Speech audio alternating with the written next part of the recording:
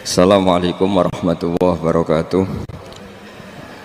Bismillahirrahmanirrahim. Nahmaduka ya ghafuru ya syakuru. Mashalli wa sallim barik ala sayyidina maulana Muhammadin wa ala alihi wa sahbihi asma'in nama ba'du.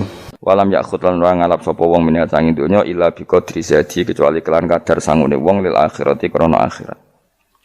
Wa arafalan ngerti sapa wong al haqqa ing hak ayi shawab sing bener minal ahkami sing mlebu hukum fattaba amko anut sapa wong hu ing hak. Wa amilahu lan nglakoni sapa wong ing hak, ngerti barang hak kemudian ngikuti dan mengamalkan.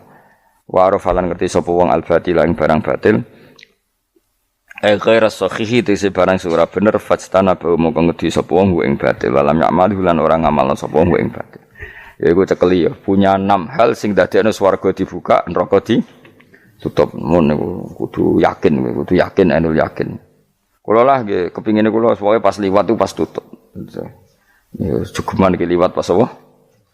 Misalnya bukaan ya sing terbang ae dadi gak ngliwati, ruwet nang ngliwati wis ruwet. Wal maqalatu safiatu te makalah kang kaping 7 iku kala dawuh sapa Aliun karma wajah iku ngene. Kala Aliun karma wajah wa finus khotin wa kala Umar radhiyallahu anhu. Iki kula yakin nggih didhawuhna Sayyidina Ali, nggih didhawuhna Sayyidina Umar karena ini konsensusnya sahabat. Saulang iki konsensusnya sahabat. Meskipun sanad kita kebetulan yang ngendikan tuh Umar atau Ali, tapi sebetulnya ini kebenaran konsensus. An-ni'amu te pira-pira nikmat ay azamu hati tegese te gede-gedene nikmat iku sitatu asya ana 6 pira-pira perkara. Siji al-islamu Islam. Nikmat terbesar kita itu Islam. Dan ini harus kita tanamkan sehingga kowe ning donya ora dipangkat, ora di donya ku biasa wae, asal duwe napa Islam. Wal Qur'anu lan di Qur'an. Wong kudu diapalan Qur'an. Wa duha wa yasin apa saja. Paling ndak punya pegangan-pegangan dan prinsip hidup. Aja geman wong ra diapalan Qur'an. Misalnya kaya kula sebagai wong alim misalnya, iku kampanye ilmu, guling-gilingan nak Quran iku ngendikan ilmu. Bahkan Allah mengkampanyakan dirinya, mengenalkan dirinya Ar-Rahmanu 'allamal Qur'an. Utai Allah iku zat sing mulang Quran. Terus kita iku mulang Quran tenanan. Wong Allah sing karuan zat terbaik, terkuat, ngutus kekasih orang terbaik yaitu Rasulullah sallallahu alaihi wasallam iku nyifatine iku 'allamal Quran. Wong sing mulang Quran, zat sing mulang Quran. Lan kula seneng mulang tafsir wis. Ben wong ngerti Quran meskipun kita tahu kita ya potensi salah. Tapi kan lumayan. Nah kowe potensi bener, salah terus iku ora oleh mulang lah iku bahaya iku. Sing bener iku bener potensi salah. Kok salah terus, kadang bener wae iku ya perkara nah iku. Enggak sing penting kowe wis mesti dawuh ijazah ulama-ulama dhisik. Misale rapal Quran kabeh apal ayat kursi, ayat kursi iku semua Quran itu ditulis ning Lauh Mahfuz kecuali ayat kursi dawuh Nabi khusus ayat kursi aku jupuk min kanzil arsy. Dadi gamane Nabi ngendikan semua ayat-ayat Quran itu ning dokumen umum iki nang Lauh Mahfuz tapi aku jupuk ayat kursi min kanzil arsy. Kok gudange napa? Arsy-nya ada ayat-ayat yang lebih spesial. Kalau sampean tanya, Gus bukankah semua itu dawuh Allah? Ya betul semua dawuh Allah. Tapi tetap ada dawuh Allah sing hubungannya dengan makhluk. Itu di kelasnya kelas fadhil, keutamaan yang biasa. Ada ayat-ayatnya Allah yang tentang dirinya sendiri, yaitu yang tidak tertandingi. Ya kayak ayat kursi. Ayat kursi itu kan ayat di situ Allah menerangkan dirinya sendiri.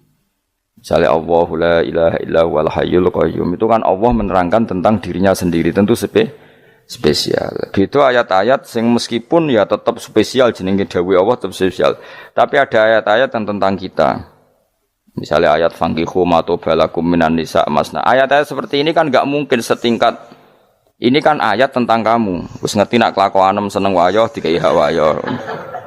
Nah, tentu beda. Tentu semuanya spesial karena sama-sama kalamu. Tapi tentu beda. Dokumen ayat kursi tentu enggak sama dengan dokumen ayat faqihu matobalakum.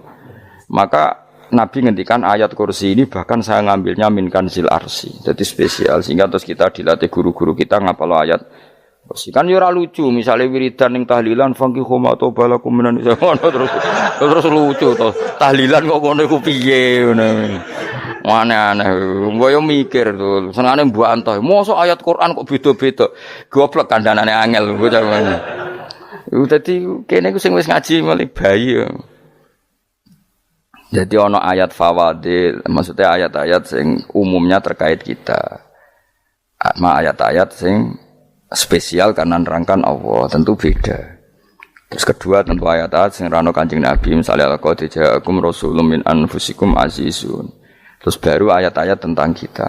Ayat tentang kowe ya wakulu wasrobu kon mangan ngono. Nah misalnya terus tahlil terus wakulu wasrobu. Ya lucu deh. Bocah kok kandhanane angel.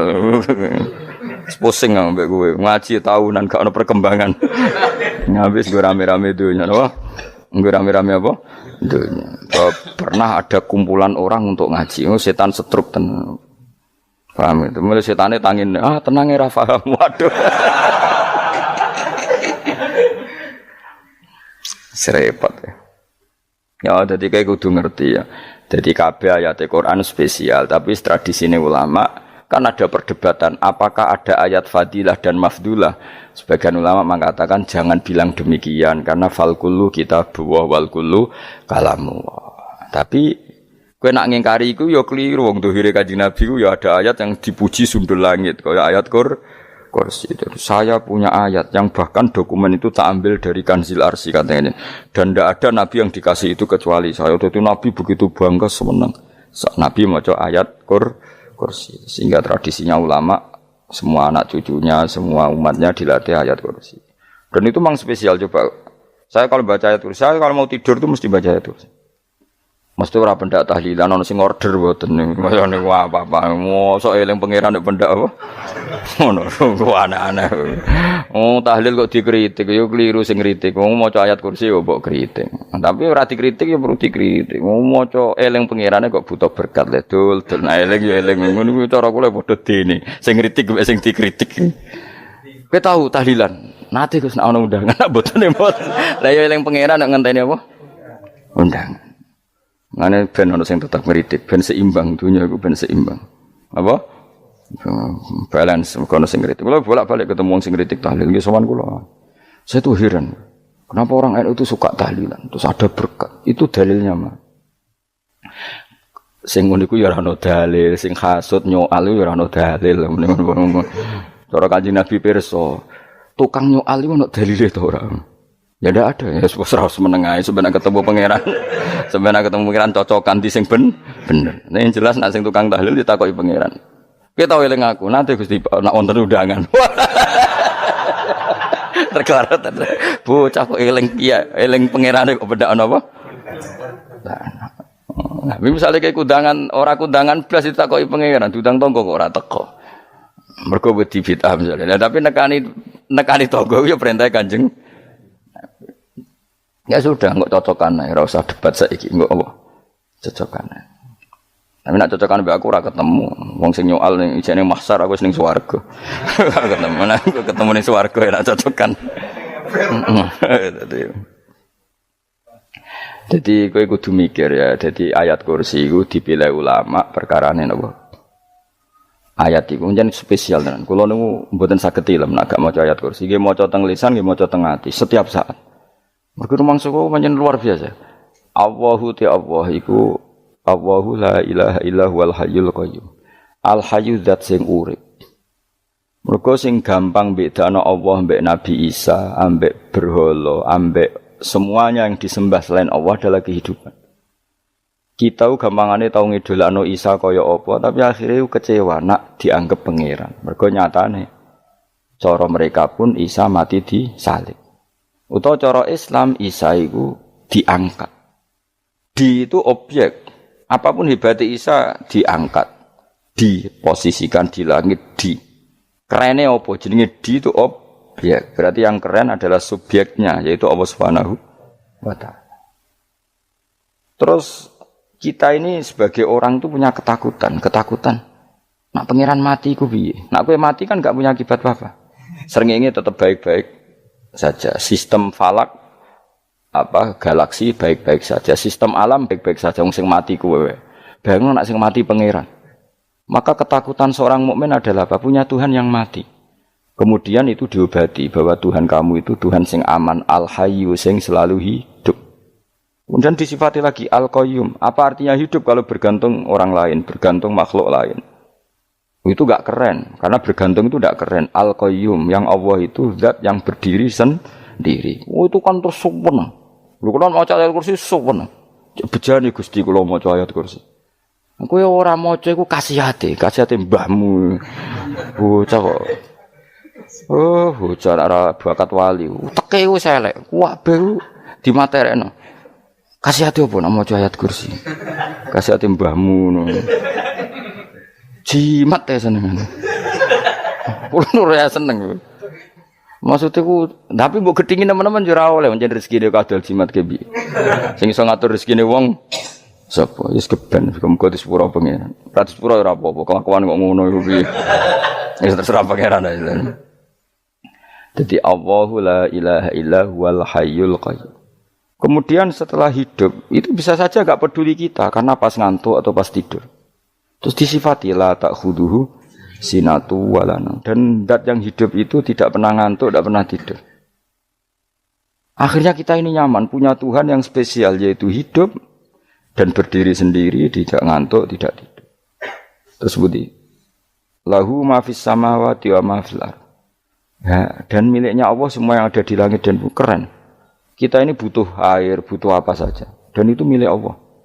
Coba kalau milik manusia, nggak nak loro ning rumah sakit itu, oksigennya larang ingun.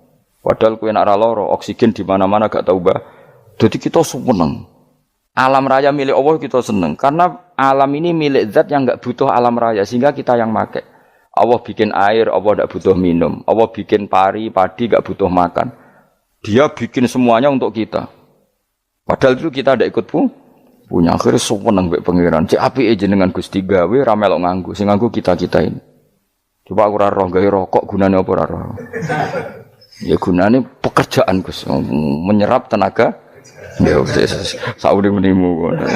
Sementing kowe roh gunane rokok. Paham nggih? Roh gunane rokok roh carane mandorot kanggo kowe. Dadi padha roe lah sementing. Ya ora apa-apa ta. Kulo seneng mek guyone kiai-kiai ini. Pancen ora ono wong pinter guyon koyo kiai. Wis kulo winekani acara resepsi teng Kudus nang keluarga sarang keluarga Lek Lukman. Sing ngisi Habib Umar Mutahar. Semua nang. Jadi guyonane nang kiai-kiai ora wis kiai-kiai kabeh termasuk Habib Umar. Ada orang kiai rokok. Ini cerita-cerita anekdot. Ada kiai rokok. Rokokan ngarepe dokter. Pak Yai kalau rokok terus nanti kalau mati gimana? Gampang saya bawa korek. Sing kiai niku maksude iku nak mau rokok terus mari mati. Kiai ini yang ngerti maksudnya dokter ngono. Tenang dok, saya masih bawa korek. Maksudnya nak rokok mati gak ada Jumat. Jadi gak sambung apa? Nak guyonane Habib Umar, saya sering membaca bahayanya rokok. Saya baca itu. Setelah baca, saya berhenti membaca. Wangan pikirannya setelah membaca bahaya rokok berhenti rokok. Saya sering baca buku atau apa tentang bahayanya rokok. Setelah saya tahu berhenti membaca. Suwon spesial. Kulo seneng kulo niku bisa nikmati ya seneng putune Rasulullah, ya seneng guyon. Jadi seneng itu gak kudu mewah, apa? Lah kowe seneng ngenteni di Alphard malah kesel to. Wah, jadi kalau nu di grup kata lah, kiai sing seneng guyon, sing sering. Mereka kalau khawatir saya umat ini punya kenikmatan lewat jalur maksiat. Mengenai kalau nu seneng, no kiai seneng guyon, bukan seneng papanya. Umat ini punya kesenangan yang tidak maksiat, itu saja. Ya tentu ada kiai-kiai yang milihnya ada guyon, supaya orang enggak uraan, ya bagus. Wah, sementing ikhlas, syaratnya kabeh itu sementing ikhlas, sudah ikhlas. Ya ora kudu spesial ikhlasmu ya ikhlas biasa lah. Kelas-kelas teril lah sementing napa? Ikhlas. Saya sering baca bahayanya orang rokok. Setelah saya tahu bahayanya, maka saya berhenti baca. Wong ku kaget kabeh. Mergo pikirane wong wis berhenti. Kok ternyata. Mulane saya sering baca bahayanya orang miskin. Setelah tahu bahayanya berhenti merasakan kemiskinan. Jadi saya tahu bahayanya neraka. Setelah tahu bahayanya neraka, maka saya berhenti.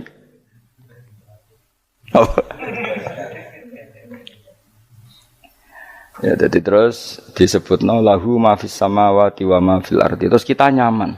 Kayak apa kalau alam raya ini milik Cina, milik Singkek, milik non muslim atau milik wong Islam sekalipun. Mesti apa-apa tuku.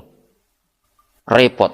Tapi berhubung alam raya ini milik Allah, kita nyaman. Mergo wa izzat sing super lomo, super dermawan, super semuanya. Akhirnya nyaman. Kamane iso turu. Dan kalau orang gerung maca ayat kursi ora iso turu, kae turu. Kan ya maca lesane nggih ati kula maca. Lahu ma fis samawati wa ma. Terus man dzalladzi yashfa'u indahu illa bi'izni. Ketika Allah itu segalanya tentu yang punya otoritas syafaat, punya otoritas apa saja nunggu izinnya Allah Subhanahu wa taala. Ayat yang spesial ini. Kemudian kiai-kiai punya cara supaya umat itu hafal, dibikinlah metode tahlil maca bareng-bareng. Tapi kemudian ya sudah itu nasibnya terus kurang baik. Nasibnya kurang baik. Hanya ada yang bid'ahkan, ada yang setengah-setengah ngafirno. Sing maca ya padha dene ra paham mbek ngantuk bentuk berkat mulai sudah akhirnya terus. Dan sampean bela bela sing bener wis takok provokator. Sing jelas latih maca iku terus. Dadi Allah pirsa nak macamu ora golek berkat. Tapi nak mau tahu tahlil hati. Eling apa tahu hati? Benda apa? Eling pangeran kok ngenteni apa? Allah, iku tunggale. Tahu muni alhamdulillah nate apa nak permangan lho. Muni alhamdulillah kok ngenteni permangan bocah kok ora karu-karuan. Wong ora bakat wali kok teke wis elek. Jape wis keliru terus. Masih wong khusuk lah, ora bakat wali, khusuk tok tapi wis ruwet, uripe ruwet. Terus lahu ma fis samawati wa ma fil ardi man dalladhi yashfa'u indahu illa ya'lamu ma baina aydihim wa ma khalfahum. Dan Allah tahu apa yang di depan kita, di belakang kita. Terus kita lagi-lagi nyaman. Kayak apa misalnya kita yang lemah ini tidak dalam pengawasan Tuhan. Jika mana kalau misalnya dia anak cilik, anak itu tidak nyaman kalau ketika main gak didelok wong tuane karena dia tahu ada hal-hal yang dia tidak bisa menggapai dan butuh setiap saat pada orang tuanya untuk membantu menggapai itu. Jadi anak masih seneng dolanan, sukanya diperhatikan tetap. Nah kita ini seneng sekali. Untuk main yang dunia ini pengiran diperhatikan Allah Ta'ala. Karena Allah selalu tahu kita. Jadi terus nyaman. Jadi semua ayat itu menjadikan kita nyaman. Nanti kaji Nabi orang sehari sedurungi maca ayat kursi, orang sehari sedurungi maca surat musabbihat.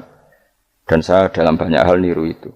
Nabi urung sehari nak orang maca surat Hasyr. Nah aku ijazah itu kan ra mungkin. Surat Hasyr ning juz pira kira roh. Kok dijazahno. Sing iku lho sing diakhiri suwi law anzalna hadzal qur'ana ala jabalil la ra'aitahu khashi'am. Itu tapi kok malah kok ngarep subhanallahi ma fis samawati wa ma fil ardi wa huwal azizul hakim. Terus waladzi akhrajal ladzina kafaru min ahli kitab. Ya bener subhanallahi ma fis samawati wa ma fil ardi terus. Tak terus itu waladzi akhrajal ladzina kafaru min waladzi akhrajal ladzina kafaru min ahli kitab min diyarihim li awalil hasyr. Ma dzanantum ayakhruju wa dhannu annahum mani'atum husunuhum min Allah fa'atahum saat terus serang rapal. Jadi akhirnya ya itu tadi. Terakhir apa? Ya'lamu ma baina aydihim wa ma khalfahum wala yuhituna bi syai'in min 'ilmihi illa bima. Dan seseorang itu tidak punya ilmu kecuali dengan kadar yang dikehendaki Allah. Bahwa kita ini selalu objek. Punya ilmu ya dikasih, punya rezeki ya dikasih, punya apa saja di. Sehingga status kita makhluk, statusnya Allah Khalik, statusnya Allah itu memberi, statusnya kita hanya penerima. Itu bahkan termasuk bab ilmu. Bab ilmu itu tahunya kita ya hanya diberi. Illa bima sa'atus wasi'a kursiyuhus samawati wal ardo. Dan kursinya Allah itu meliputi langit bumi. Sehingga kita tahu, wah keren. Terus wala ya'udu hifdzuma. Dan ketika alam raya sebesar ini, Allah tidak pernah capek mengurusnya. Ya, sampean tak pasrahi gawe kok ngrumat srengenge. Sampeyan ngrumat listrik omahmu lho, kadang kabel pedhot, dope pedhot. Iku apa ngrumat srengenge mulai digawe nganti saiki. Gak tahu mati. Gak tahu bayar. PLN lho, kon gawe 0, sekian gak tahu rusak setahun kon jamin ora ngara iso. Allah gawe srengenge mulai Nabi Adam nganti saiki ora tahu bengkelno. Oke gak tahu mikir ngono, jen ra wali yo. Lah srengenge misale error terus pangeran ngumumno, leren sik 3 wulan lagi ditoto. Ya repot dul-dul. Ngono kok ora tau mikir bocah kok. Mulane utek sing anut wali-wali teke waras. Men dhuwit, ora di dhuwit sumpek, di dhuwit seneng wis ngono tok pikirane. Ora tau kagum mbek srengenge, ora tau bengkel, ora tau. Mergo emang ora bakat wali, itu teke wis innalillahi wa inna ilaihi raji'un. Ngono ya kok urip ngono. Habis ben urip pancen rong wae apa? Mati nggo rame-rame apa? Donya nek ora ono ku ya sepi tenan. Gak ana wong gawa nasa ilfat ngalor gitu. Ngaji sepeda dibayar paham yang mulai apa yang mulai nggak takut ibu juri para mau kaji mau Gus Pak nerang nopo delok rekamane iki atek dong tapi aku luwih seneng ngono timbang kowe nyimpul malah tambah keliru kabeh. Kulo niku paling asline paling ra cocok ngaji disimpul lho uteke beda kok nyimpul iku terus piye tapi dilarang piye niate ya seneng tapi didukung mesti keliru wong nyimpul keliru mergo mesti nganggo uteke dhewe wis ben kok nunggu rame-rame apa nduk kulo kadang yo mikir ya Allah ya saiki PLN ngurus listrik sak Indonesia iku dibagi-bagi per wilayah Jogja tok kok Bantul tok iku wae bengkel. Wong nggih srengenge iku langsung bener terus. Nek wong bosan digawe bengi ben ra ketemu srengenge digenti bulan nek enak. Kok bosan matahari, bosan rembulan ana mendung wis turu. Damuk bojo lah laudan selali. Sekarang itu segampang iku ngatur dunia itu segampang itu. Paham ya? Dadi enak lah pokoke urip wis enak. Pokoke kabeh anut pangeran wis enak. Wala yautu khifruhuma wa huwal alil adin tos turu. Semun Gusti kula tak tilem seteng dunya baik-baik saja. Sowan nang mbek pangeran. Lah maca ngene kok ngenteni kundangan. Kok kon dadi wali kuwi. Lah sing ora hafal ayat kursi terus ngritik. Ora hafal. Bid'ah ngono. Wis hafal lose wis darah di pitalas penting kowe hafal ayat kursi sik. Hafal? Ndak. Ya kayak apal sih terus lagi bid'ah ora apa-apa. Dadi mergo ngono. Kaya kula misale bid'ah ora untuk bener, mergo ora tahlilan dah yo maca. Lan kula yo bingung ngadepi jenengan belondi padha ora jelas e. Yo ayat kursi ku waca. Nah, tentu ayat yang seperti ini kan enggak mungkin kualitasnya setingkat nyuwun sewu ayat wa kulu wasrobu. Makanya banyak ulama sampean delok teng kene itqon teng kitab-kitab tetap ada ayat sing spesial, ada ayat sing spesial tapi tentu enggak sekelasnya.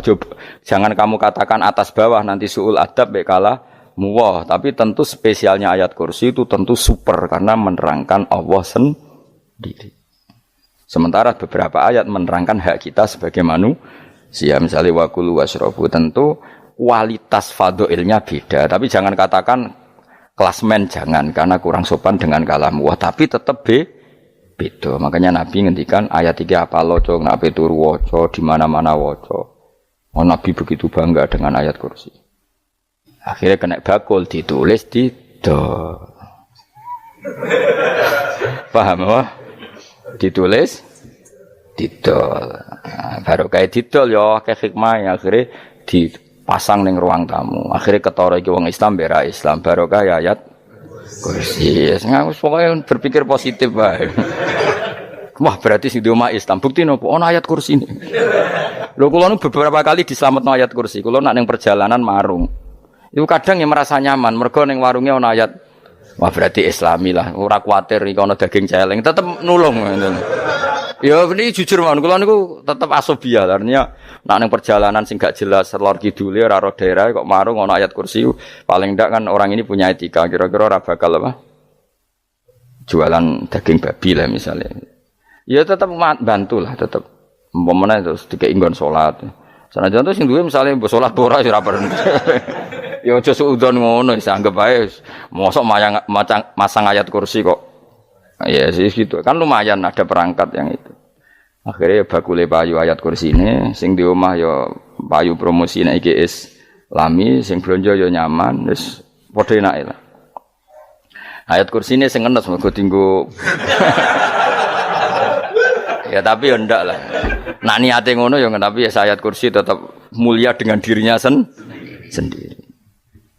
Kulo seneng tenan mbek jeneng ayat kursi ya Allah. Ya tadi kekhawatiran kita punya Tuhan yang tidak sempurna itu terjawab bahwa Tuhan kita super sempurna. Jadi kalau bayangkan grepe turu jen seneng. Senenge wae Gusti nak kula turu iku langit bumi gak masalah. Bayangno nak pangeran sing turu. Sistem Tuhan hancur. Makanya syaratnya jadi Tuhan la ta'khudhuhu sinatu walan. Padahal kita menyaksikan Nabi Isa turu. Beberapa yang dituhankan selain Allah turu ngantuk. Bayangno misalnya kowe pas donga sing mbok dongani turu. Kan kacau. Makanya Allah mensifati dirinya dan itu memang fakta la ta'khudhuhu sinatu walanam. Allah ora tau ngantuk. Ya betul nanti. Akhirnya sewenang kita sewenang banget mbek pangeran. Mergo dengan sifat-sifat seperti itu.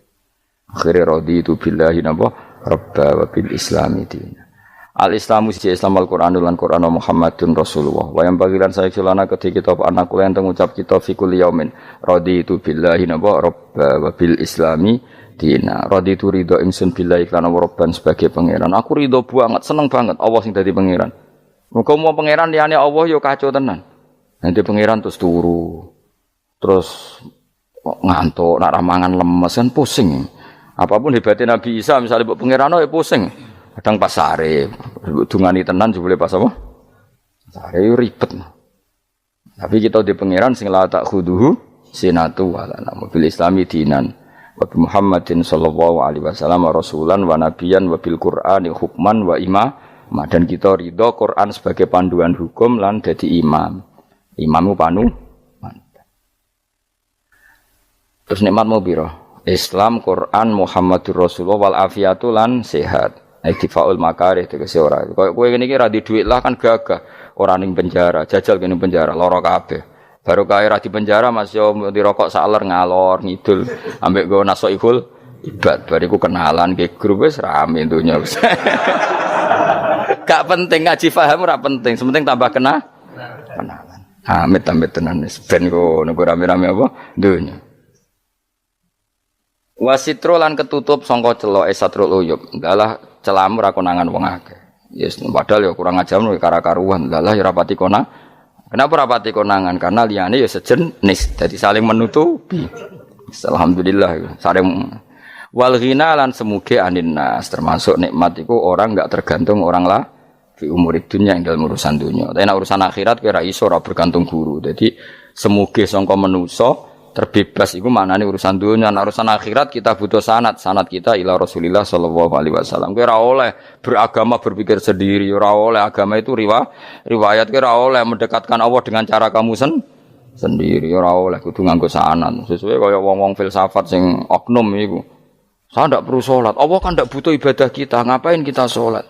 Mbahmu ngono sing wong ngerti nek Allah ora butuh kita saja kok bogo kebanggaan mulai dhisik kiai yo ngerti nek Allah ora butuh kita yang butuh Allah. Lah mengekspresikan butuh kita kepada Allah kita nek Allah ora tau butuh, bocah kok goblok ora karuan. Ya itu karena dia berpikir cara beragama dengan pikirannya kita ndak. Kita tahu Allah ndak butuh kita tahu. Kenapa kita salat? Karena kita butuh Allah. Nah butuh Allah itu implementasi kita di ajarannya Rasulullah kita sholat. Kok malah Allah ora butuh sholat. Jadi kira sholat Allah ora apa-apa. Kowe ra ono wae Allah ora apa-apa. Kowe aneh-aneh wae. Zaman kowe ra ono Allah ya ora apa-apa, baik-baik saja. Jadi jokono kowe iku masalah, tapi ora bagi Allah, bagi kamu sendiri. Nek Allah ora masalah wis jadi ana neraka. Ya jadi orang itu boleh tidak butuh orang lain tapi fi umurid dunya. Nah urusan akhirat kalau butuh sanad ya wa inna hadzal ilma dinun fangzuru amman ta'khuduna dinakum. Agama ini ilmu, kamu harus punya sanad. Ya mau misalnya kula alhamdulillah di sanad kata lah. Keluarga saya terutama yang Mbah Mun terus ya sedaya lain dari keluarga saya, keluarga guru kita, gurunya guru kita sampai carane bernafas kita wae eling Allah mau fi kulli nafasin apa ada dawni amillahi wa ifdal fi kulli nafsin wa nafatin wiswaya kita semua nafas kita. Imam Syafi'i kula anak kula cek cilik lah tak kon ngapal lebet iki. Karena apa? Jangan kira Imam Syafi'i terus koyo kowe mau belajar fikih mboten. Imam Syafi'i nek ape turu niku kula apal beberapa syairnya Imam Syafi'i. Makanya saya tambah seneng ambek jeneng Imam Syafi'i. Jadi beliau nek ape sare iku napa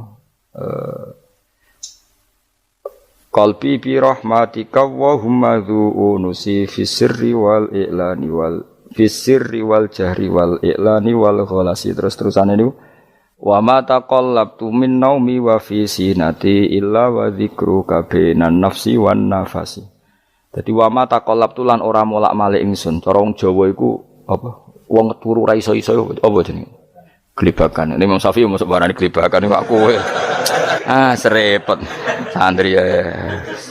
Apa manane? Sing rada Islami ngono dul. Apa? Resah Imam Syafi'i atau mikir utang iku aneh-aneh. Dadi wa mata qalabtu lan ora tau molak-malik ingsun. Maksude cara mau lho, cara bahasa kasare glebakan. Fi naumi ing dalem turu ingsun wa fi sinati lan ing dalem ngantuk ingsun. Illa wa dzikruka kecuali eling teng jenenganmu benan nafsi antarane jiwaku wan nafasi lan nafasku. Dadi wa mata qalabtu fi naumi wa fi sinati illa wa dzikruka benan nafsi wan nafasi. Jadi ulama di sini itu beliau tidak bikin syair, tidak bikin nadzuman, spontan tuh muji Allah. Nah, saya kira orang, sing madzhab Syafi'i kayak kue, wape turu ra iso glebakan, mari rong mangan. Akhirnya mau mangan sih, barang mangan warak rokokan lega terus ngorok turu ya Allah karim ya urip ya Allah. Dadi misale ra iso turu pikiran pertama mari kurang mangan.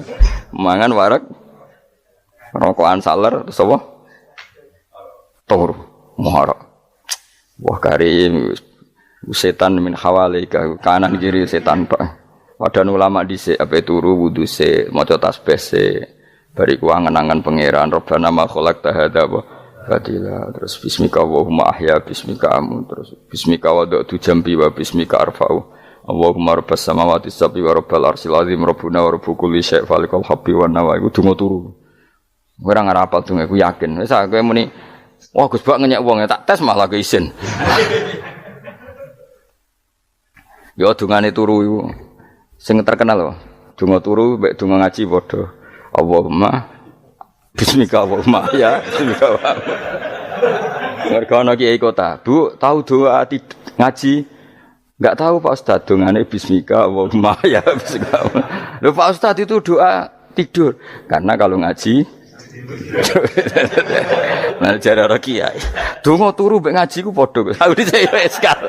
Maksude ku piye kok donga turu mek ngaji padha?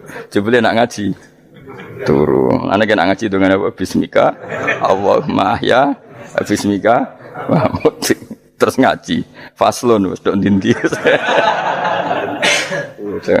serepet sing rame-rame jute yo urip apa wal afiatul lan afiate tifaul makare tegese ketolak sangka barang sing ora seneng supaya kula suwun nggih supaya jenengan sing seneng pangeran iki sai-sai samu supaya piye-piye sifat dasar wong mukmin bi walladzina amanu asyaddu hubbalillah misale ora iso asyaddu ya sementing hubban. Ya tentu asyaddu itu wong mukmin banget senenge ning pangeran. Ki nek makome rong iso asyaddu ya sementing ana senenge. Ya ana apa? Ana senenge wis dengan kadar yang kelasem lah sampai iso.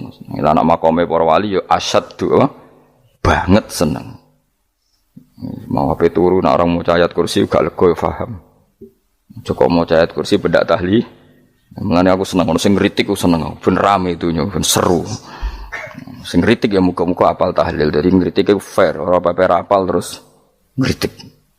Mun tahlil sing ngomong sholli Abdullah sholati ala sate meneng kabeh wis. Iku men ada sing ngritik sing melok ora apal. Pokoke ujug-ujug muni oh filun. Susah. Piye to kok Mas Sholli? Abdullah sholati ala sate makhluqatika. Nurul Huda saya Mas. Nurul Huda terus oh, iku sing guri semua ora kopi. Ada sing ramene tok. Mak kiai apal wis profesi ini apal tenan. Karena ning desa iku modele permanen, bagian tahlil yo tahlil terus, bagian donga yo. Jadi sehingga kiai donga kok digeser dadi mimpin tahlil yo gagap. Lho akeh lho kiai ngalim kon mikir tahlil yo mikir mergo wah dateng daerah kula kiai ngalim bar kon mikir tahlil terus maca la ilaha illallah wah niki sempun niki pun tak takoki kene apa kapal dene ra apal urutane iku ra apal lho kan butuh apa ya, butuh keahlian gitu. Repot. Kok gini sing tahlil loro. Apok ngene. Nah kula tetep apal tapi singkat ae. Iku ngono sing luwih ahli to. Sing guri wis sing guri kacau meneng. Tahlil dening kiai iki sing guri sampe wah suwi iku. Mergo terkenal mbah iku nak tahlil. Suwi. Aduh. Masyarakat repot bareng diumumno BMC tahlil dipimpin kiai niki. Sing guri jawab, wah suwi. Aduh. Lah nek donga dening Gus Pak dos wah cepet mesti nek Gus Pak. Aku mergo ngono donga suwi ra mesti mandi ya sadok cepet ae timbang donga nguri. Sing nguri mesti gremeng ana wong gak terkenal dongane suwi dijeng wis nguri. Waduh apa? Sawe. Mergo pikirane wong-wong wis nang berkat dibagi mulai. Mulane sing kritik ku keben ben balance ben seimbang. Cuma kalau suwun sing kritik ya kudu ngergani lah piye-piye iku umat dilatih kenal pangerane liwat kalimat karena itu cara. Coba nak wis kenal ya aja waca bendak tahlil, ape turu ya diwaca ning omah ya diwaca. Tapi aja waca ngarep bojomu kok dikongko jampi-jampi ben ora nyoal blonjo. Waca dhewean ning kamar dinikmati. Mbok waca ngarepe bojomu pas auzubillahi minasyaitonir rajim. Bojomu liwat, memang aku setan. Malah perkara dawa. Enak memang dia barani minasyaitonir rajim. Ya nak maca kok banter-banter ngomong ngarepe bojomu pas liwat pas apa auzubillah. Minasyaitonir rajim. Bojomu ngamuk malah repot. Anas sange Anas anan Nabi sallallahu alaihi wasallam kala dawuh sapa Nabi dawuh yaqulu dawuh sapa rabbukum pangeran sira kabeh fil hadis qudsi dalam hadis qudsi dawuh ya ibnu adam ya anak adam tafarrugh tenanono sira li ibadah tafarrughu fokus faraghi fokus tafarrugh fokus sira tapi mosok ki iku maknane fokus apa iku maknane apa tenanono sira li ibadati krana ibadah ingsun amlak mongko ngebayi ingsun kalba kae ngati sira hinan ing semuge kowe atimu kebaki eling aku mesti atimu ku sugih wa amlak lan ngebayi ingsun ya deka ing ngarepmu rizkon apane rezekine utawa rizkon ing rezeki wis aku iku eling aku tenanan mesti atimu tak gawe ati sing cukup lan rezekimu tak cukupi ya ibna adam la tabat aja ngedoh sira an lisange ingsun aja geman adoh kok aku kaya apa apike pangeran zat sing gak butuh kita tapi mengandani kita kowe kok aja adoh kok aku wis sing parek aku mergo kae nak adoh kok aku amlak mongko nut apa jenenge ngebayi ingsun kalba kafakron kowe nak adoh kok aku mesti ke fikir ngene aja sampe kowe yo fikir ati fikir donya mergo adoh kok pengen wong adoh kok pengen di amlak kalba kafakron wa amlak ulan ngebayi ingsun yade ka ing tangan loro sira syukulan ing sibuk akhire wis adoh pangeran sibuk tapi ora dadekno barokah uripe iku lara-larane wong kaya ya sibuk kangelan jebule ora dadi barokah uripe mergo adoh saking pangeran ruang riwayat hadis sapa Tabrani Imam Tabrani wal Hakim. Saya tidak bosan-bosan cerita ini karena ini khazanah kita. Di kitab Nailul Ma'mul itu di kitab Usul Fiqih. Saya berkali-kali cerita ini karena ini untuk menunjukkan bahwa Quran itu liqaumi ya'qilun liqaumi yatafakkarun. Ada seorang kiai, seorang ustadz, kiai dulu itu ya memang orang soleh, alim terus jadi kiai. Kalau kiai sekarang tuh macam-macam, nganggur terus ingin jadi kiai, terus daftar gitu. Ada lowongan di yayasan masuk ingin jadi ustadz, karena dengar ada gajinya. Dulu tidak ada seperti itu, udah. Makanya dulu tuh kalau ustadz kiai pasti soleh karena dia alim terus ingin orang lain tuh mendapat ilmunya. Kalau sekarang enggak ada yayasan sehat, guru gajinya sekian. Yang enggak ingin jadi ustadz tuh daftar. Karena ada gaji, apalagi ada kabar, ada gaji, ada mes, ada wah yang daftar banyak. Tapi mentalnya ada kiai sebetulnya. Ya kalau sampean tanya itu baik enggak Gus? Ya setengah baik. Ya maksudnya setengah baik ya ada baik ngajar itu kan baik. Tapi setengah saja karena motifnya itu nyari gaji bukan ingin mencerdaskan umatnya Rasulullah SAW. Itu Imam Amudi itu guru matematika. Saya nggak bosan-bosan cerita ini. Guru matematik. Muridnya sampai takut, ini masuk surga ndak? Kiai kok ndak ngajarin istighosa atau tahlil malah ngajarin apa? Matematika. Beliau meninggal terus muridnya tanya, "Ma fa'alallahu bik?" Kira-kira gitu. Apa yang dilakukan Allah? Allah nyambut Anda gimana? Terus kata Imam Ahmadi, bagus saya disuruh ngajar malaikat. Karena malaikat kan nggak pernah kayak anak beki gini ngaji gini. Malaikat tuh nggak pernah ngaji, dia iman saja karena tahu surga, tahu neraka terus iman gitu aja. Jadi imannya malaikat tuh nggak keren, keren kita. Imannya loh. Loh itu yang ngendikan Nabi loh, tidak saya. Nabi pernah tanya sama sahabat, iman yang paling keren siapa? Jawabannya sahabat malaikat. Ya enggak karuan malaikat iman. Dia yang tahu surga neraka, tahu segalanya masa ada imannya pasti iman lah katanya. Terus ya para sahabat engkau iman ya wajar kan menangi saya, nemuin saya. Yang hebat itu orang-orang yang tidak melihat saya, tidak saya didik tapi tetap iman. Karena dididik akal, ya tadi dididik Quran, apa dididik Quran. Sama siapa? Teks bahasa Arabnya masang. Terus Imam Mudi kata Allah, suruh dia ngajarin para malaikat cara menemukan saya. Malaikat dikumpulin terus Imam Mudi disuruh ngajar. Sama singkat kata-katanya Allah di mimpi itu. Istadilla ala wahdaniyati. Di hadrati malaikati, tolong ajarkan cara menemukan saya padahal Anda ini manusia yang tidak melihat saya. Anda di Jakarta kan melihatnya gedung-gedung.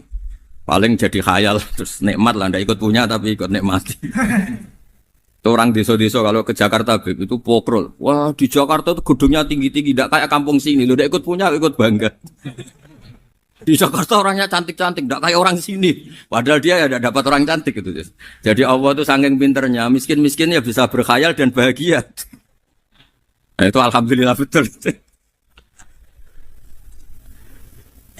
Akhirnya itu apa ini anak-anak begini saya tak niati ngajar standar anak-anak akademik. Terus pertama yang diajarkan hanya bilang gini, sama siapa teknya? Ya malaikat wahai para malaikat. Terus beliau bilang, nisbatus naini wassalasah ila mala nihayata lahu nisbatul far'i ilal asli. Angka itu jumlahnya berapapun 2, 3 sampai triliunan. Semuanya itu nisbatul far'i ilal asli. Bin nisbat ilal wahid nisbatul far'i ilal asli. Angka 2 ya cabangnya 1, 3 cabangnya 1, 1 triliun ya cabangnya 1. Tetap yang asal usul adalah angka 1. Itu nangis semua malaikat. Cara Jawa itu mandekman kue iman kaya imanku. Makanya imannya umat Rasulullah SAW itu PD-nya yakinnya kayak imannya malaikat. Kalau Tuhan itu 1. Karena angka agak bisa dimulai kecuali dengan angka 1. Makanya nisbatus naini wassalasah ila mala nihayatalahu iku nisbatul far'i ilal asli. Semuanya itu nisbatnya cabang ke induk. Berarti semua alam raya ini tetap asal usulnya 1. Yaitu qul huwallahu ahad. Nah, itu namanya akal. Umatnya Rasulullah itu ditinggali mukjizat akal lewat panduan Quran sehingga meskipun kita tidak menangi Rasulullah, tidak menangi sahabat, kita tidak tahu malaikat Jibril, tapi cara iman kita ini tidak kalah keren. Yakin hakul, yakin. Terus kedua, gambar. Kamu gambar rumah, gambar hewan, gambar apa saja, mesti dimulai 1 titik. Entah gambar kamu bagus, entah jelek, tetap dimulai 1 titik. Nah, titik ini namanya nuqtatul wujud. Semua alam raya dimulai dari 1 titik, yaitu nuqtatil wujud. Makanya Quran dimulai bismillah, dan bismillah itu dipilih sama Allah pakai pertama ba itu ada titik. Itu kata semua ulama, itu titik itu singkatan dari bi kana makana wa bi yakunu mayakun. Karena saya semuanya ada. Bi itu karena saya. Jadi makanya santri-santri beki tidak usah bayangkan kamu jadi wali terus bisa terbang ke Mekah, tidak usah. Kalau terbang ke Mekah ya sudah umroh aja bayar. Kalau enggak ya maklaran KBH atau apa. Pokoknya cari gratis. Ya gratis kan ya. Dapat orang 10 gratis 1. Terus orang enggak umroh-umroh dirayu-rayu supaya umroh. Repot. Itu pelanggaran fikih itu. Kalau orang punya utang itu wajibnya hanya utang dulu gitu. Wah repot. Saya itu juga sering bingung di kampung-kampung. Gus sama umroh. Kenapa? Dapat gratisan. Minta uang saja buat nyaur utang. Enggak boleh. Wah, secara fikih yang wajib itu nyaur utang bukan umroh. Enggak boleh Gus diminta uang, enggak boleh, harus umroh. Udah gitu saya ini bingung Gus mau umroh, nggak nikmati. Kenapa? Disuruh ngajar Gus. Repot semua kalau ibadah mergawe ya gini bingung semua. Ya saya mohon anak-anak BK semua yang seneng Quran itu harus seneng sampai kayak saya sehingga tahu mencari Tuhan dengan cara tauhid yang berbasis akal. Itu sedzahir imannya malaikat. Jika di klasmen iman itu manusia ulul ilmi, kita-kita yang nekuni ilmu itu nomor 1 prakteknya. Karena nomor 1 itu Allah karuan kan syahidah wa, Allah kan gak tertandingi syahidah wa annahu la ilaha illa huwa, terus wal malaikatu. Malaikat kan karuan karena langsung menyaksikan surga dan ketiga apa? Wa ulul ilmi. Berarti prakteknya kan nomor 1. Kalau kompetitornya semuanya manusia, ulul ilmi nomor berapa? 1 kan? Nah nomor 3 kan dari Allah, malaikat, ulul ilm. Berarti kalau kompetisinya antar manusia nomor berapa? 1 kan? Nah kenapa ulul ilmi di nomor 3 kan tapi dari Allah, malaikat, ulul. Kerennya kayak apa? Karena cara iman ulul ilmi itu enggak ada ragunya sama sekali. Kamu ragu enggak kalau 2 itu cabang dari 1, asalnya 1? Enggak pernah kan ragu kan? Semua gambar seruat apapun dimulai dari 1 titik, ragu enggak? Enggak kan? Nah imannya umatnya Nabi karena dipandu oleh Quran itu seyakin itu, sehakul yakin itu. Nah itu terus Jubair bin itu jadi iman. Am khuliqu min ghairi syai'in am humul khaliq. Terus kata Allah lagi, kalau kamu tidak percaya saya yang bikin langit bumi ya gampang dong. Kamu saja yang ngomong kalau kamu yang bikin. Paling orang sepakat kamu stres. Terus hanya ayat gitu. Am khalaqus samawati wal ard. Kalau kamu tidak yakin Allah yang bikin ya silakan Anda klaim saja kalau kamu yang bikin langit bumi. Bala yuqinun. Kamu juga gak mau kan dibilang stres. Ya, ini ngaji ilmu dulu, nanti bagian terakhir ijazah. Bismillahirrahmanirrahim. Ini riwayatul Bukhari. Haddatsana Abdullah bin Yusuf, haddatsana Les, haddatsana Sa'id al-Maqburi an-Nabi Hurairah radhiyallahu anhu qala an-Nabi sallallahu alaihi wasallam. Ma minal anbiya'i nabiyyun illa qad u'tiya minal ayat ma mithluhu amana alaihi al-bashar. Wa innama kana alladhi utituhu wahyan awhahu wa ilayya fa arju an akuna aktsarahum tabi'an yaumal qiyamah. Dadas kita tahu semua nabi itu punya mukjizat. Ya, semua nabi itu punya apa? Mukjizat. Mukjizat itu hal yang luar biasa yang memastikan manusia itu tidak bisa menyainginya atau menandinginya. Dan rata-rata mukjizat nabi dulu itu fisik. Misalnya ontanya Nabi Soleh itu kan onta tapi keluar dari batu, itu kan aneh. Aneh sekali. Atau tongkat Nabi Musa bisa simsalabim mengeringkan laut apa? Merah. Semua Nabi itu punya mukjizat dan semuanya berbentuk fisik. Kecuali mukjizatul Rasulullah Shallallahu Alaihi Wasallam itu berupa Al-Quran. Al-Quran itu konsep ilmiah. Terus kata Rasulullah Shallallahu Alaihi Wasallam, tapi saya karena Quran itu justru berharap pengikutku besar dan sampai hari kiamat. Sekarang kita logika ya. Andaikan kamu punya tongkatnya Nabi Musa, kalau kamu suka uang, kepikirannya dijual apa dipakai? Kalau kamu suka uang, pakai. Kalau kamu ahli suudon itu pikirannya ndak, ini asli ndak. Karena yang melihat di Turki itu ya sebagian gitu. Kalau yang suka perdukunan itu bayangkan tuh miliknya. Mungkin dipakai ngakali orang atau apa, pokoknya bayangkan tuh miliknya. Kalau yang kolektor pikirannya itu nanti ini laku berapa. Tapi kalau peneliti mungkin pikirannya itu ini asli apa enggak? Bukti aslinya apa? Repot lah. Lagi pula kalau kamu punya utang terus mau apa? Istri kamu marah mau apa? Kalau pakai tongkat. Nah, beda dengan mukjizatnya Quran itu semuanya apa? Ilmiah. Orang yang sedang harmonis dengan istri bisa pakai ayat di antara ayat-ayat Allah itu apa? Wa ja'ala bainakum mawaddatan warahmah.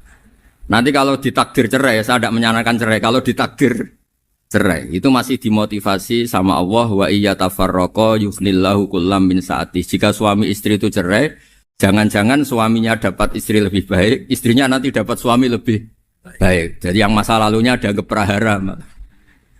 Kan banyak orang suaminya meninggal ketika nikah lagi ditanya, kangen sama suami pertama, alhamdulillah ini lebih baik. Padahal suaminya yang meninggal itu berharap istrinya ini kangen, ternyata dia sudah syukur dapat suami yang lebih baik. Jadi Quran itu menunggui kita ila yaumil qiyamah. Kita tidak bunuh diri, itu ya barokahnya Quran. Karena problem apapun kita dinasihati apa sabar, apa dinasihati sabar. Kan nggak mungkin kamu pegang tongkatnya Nabi Musa, punya masalah apa saja ngelihat tongkat, bisa apa tongkat. Tapi kalau Quran kan nasihat, solusi. Makanya Nabi berharap dengan Quran ini, saya berharap pengaruh saya, pengikut saya terbanyak ila yaumil ya. Terus beliau dikomentari begini sama, ini Fathul Bari, sarahnya Bukhari. Al-muradu anna mu'jizatil anbiya inqaradat binqiradi a'sorihim. Falam yusyahidha illa man hadaraha. Problem mukjizat nabi-nabi dulu itu kan fisik. Sehingga yang tahu kalau Nabi Soleh punya unta yang ajaib, itu yang tahu ya hanya yang hadir saat itu. Yang tahu kalau tongkat Nabi Musa bertuah, itu juga yang tahu hanya yang hadir saat itu. Selebihnya tahu tongkat ya di museum. Tapi kalau Quran menjadi solusi, menjadi panduan, menjadi pegangan itu ila yaumil qiyamah. Kita beri contoh ya, Quran panduan yang paling gampang misalnya begini. Dulu ini cerita ya. Dulu itu ada orang kafir cerdas namanya Jubair bin Mut'im. Itu saking pinternya dia, pinter juga tokoh. Itu sebagai delegasi pembebasan Asra Badrin. Jadi tawanan-tawanan perang Badar itu mulai dulu ya ada negosiasi mau dibebaskan. Terus orang-orang kafir ini menugaskan namanya Jubair bin siapa? Mut'im. Ini ada di Bukhari. Karena ini ngaji di Jakarta. Kalau orang nggak tahu hadis juga tanya ini sahih ndak gitu. Wong nggak tahu kok tanya itu aneh-aneh. Padahal kalau dibodoni itu ya nggak tahu. Tapi ya tetap tanya, hadisnya ini sahih ndak? Ini kata kiai apa kata nabi ini ya ribet. Memangnya kata nabi kamu dengar kan ya lewat kiai. Emang. Setelah itu Jubair itu datang ke Medina. Dengerin, datang ke mana? Medina. Kemudian dengar Nabi baca Wattur pas sholat maghrib. Jubair karena Nabi dulu gak ada hotel, gak ada pondok ya. Pondoknya Nabi hanya sufah itu. Nabi baca maghrib, bukan diskusi, bukan debat, baca Wattur wa kitabi mastur firrokim mansur wal baitil ma'mur wasaqufil marfu wal bakhril masjur terus. Kemudian sampai pada titik ayat am khuliqu min ghairi syai'in. Masa manusia atau alam raya yang maujudat, yang nyata, yang wujud nyata. Kemudian asal usulnya itu ketiadaan. Ini kan hadhil alam maujud, alam ini kan nyata. Masa sesuatu yang nyata, penciptanya itu tidak nyata. Jadi nggak mungkin ada faham nihilisme. Kalau faham nihilisme berarti melahirkan teori begini. Al-adamu yakhluqu maujudan, sesuatu yang tidak ada, menciptakan yang itu kan akal nggak bisa nerima. Kalau sesuatu ini ada, penciptanya pasti ada. Terus akhirnya Jubair bin Mut'im itu simpuh di depan Rasulullah terus bilang, ya Muhammad kada qalbi ayatir. Hampir saja hati saya terbang. Kalau riwayatnya Imam Ahmad, faka'anna masudi qalbi, hati saya dihancur. Semua teori yang saya bawa untuk ngelawan kamu sekarang luluh semua, hancur semua. Yang benar adalah teori Anda bahwa Tuhan itu satu dan Tuhan itu ada sebelum semua makhluk. Coba kalau Nabi Muhammad ada Jubair bin Mut'im terus menyembunyikan tongkat dekat mihrab. Terus dilihat ini apa? Paling pikirannya ini dari kayu apa? Terus yang bentuk tongkat itu tukang pemahatnya siapa? Kok kurang keren kalau di Blitur gimana ya? Kan malah panjang.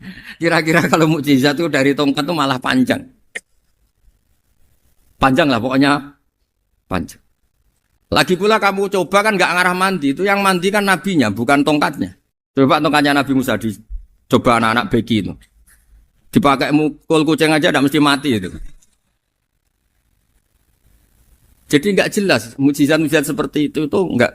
Tapi kalau Quran menunggui sampai saking hebatnya Quran, teori rasionalitas kampanye di mana-mana.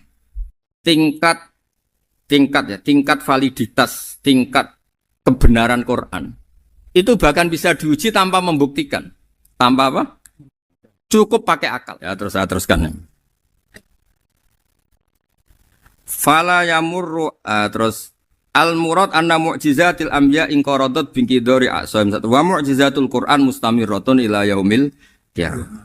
Wa kharquhu lil adat fi uslubihi wa balaghatihi wa ikhbarihi bil maghibat. Terus kata ini yang ngarang Fathul Bari sarahnya Imam Bukhari.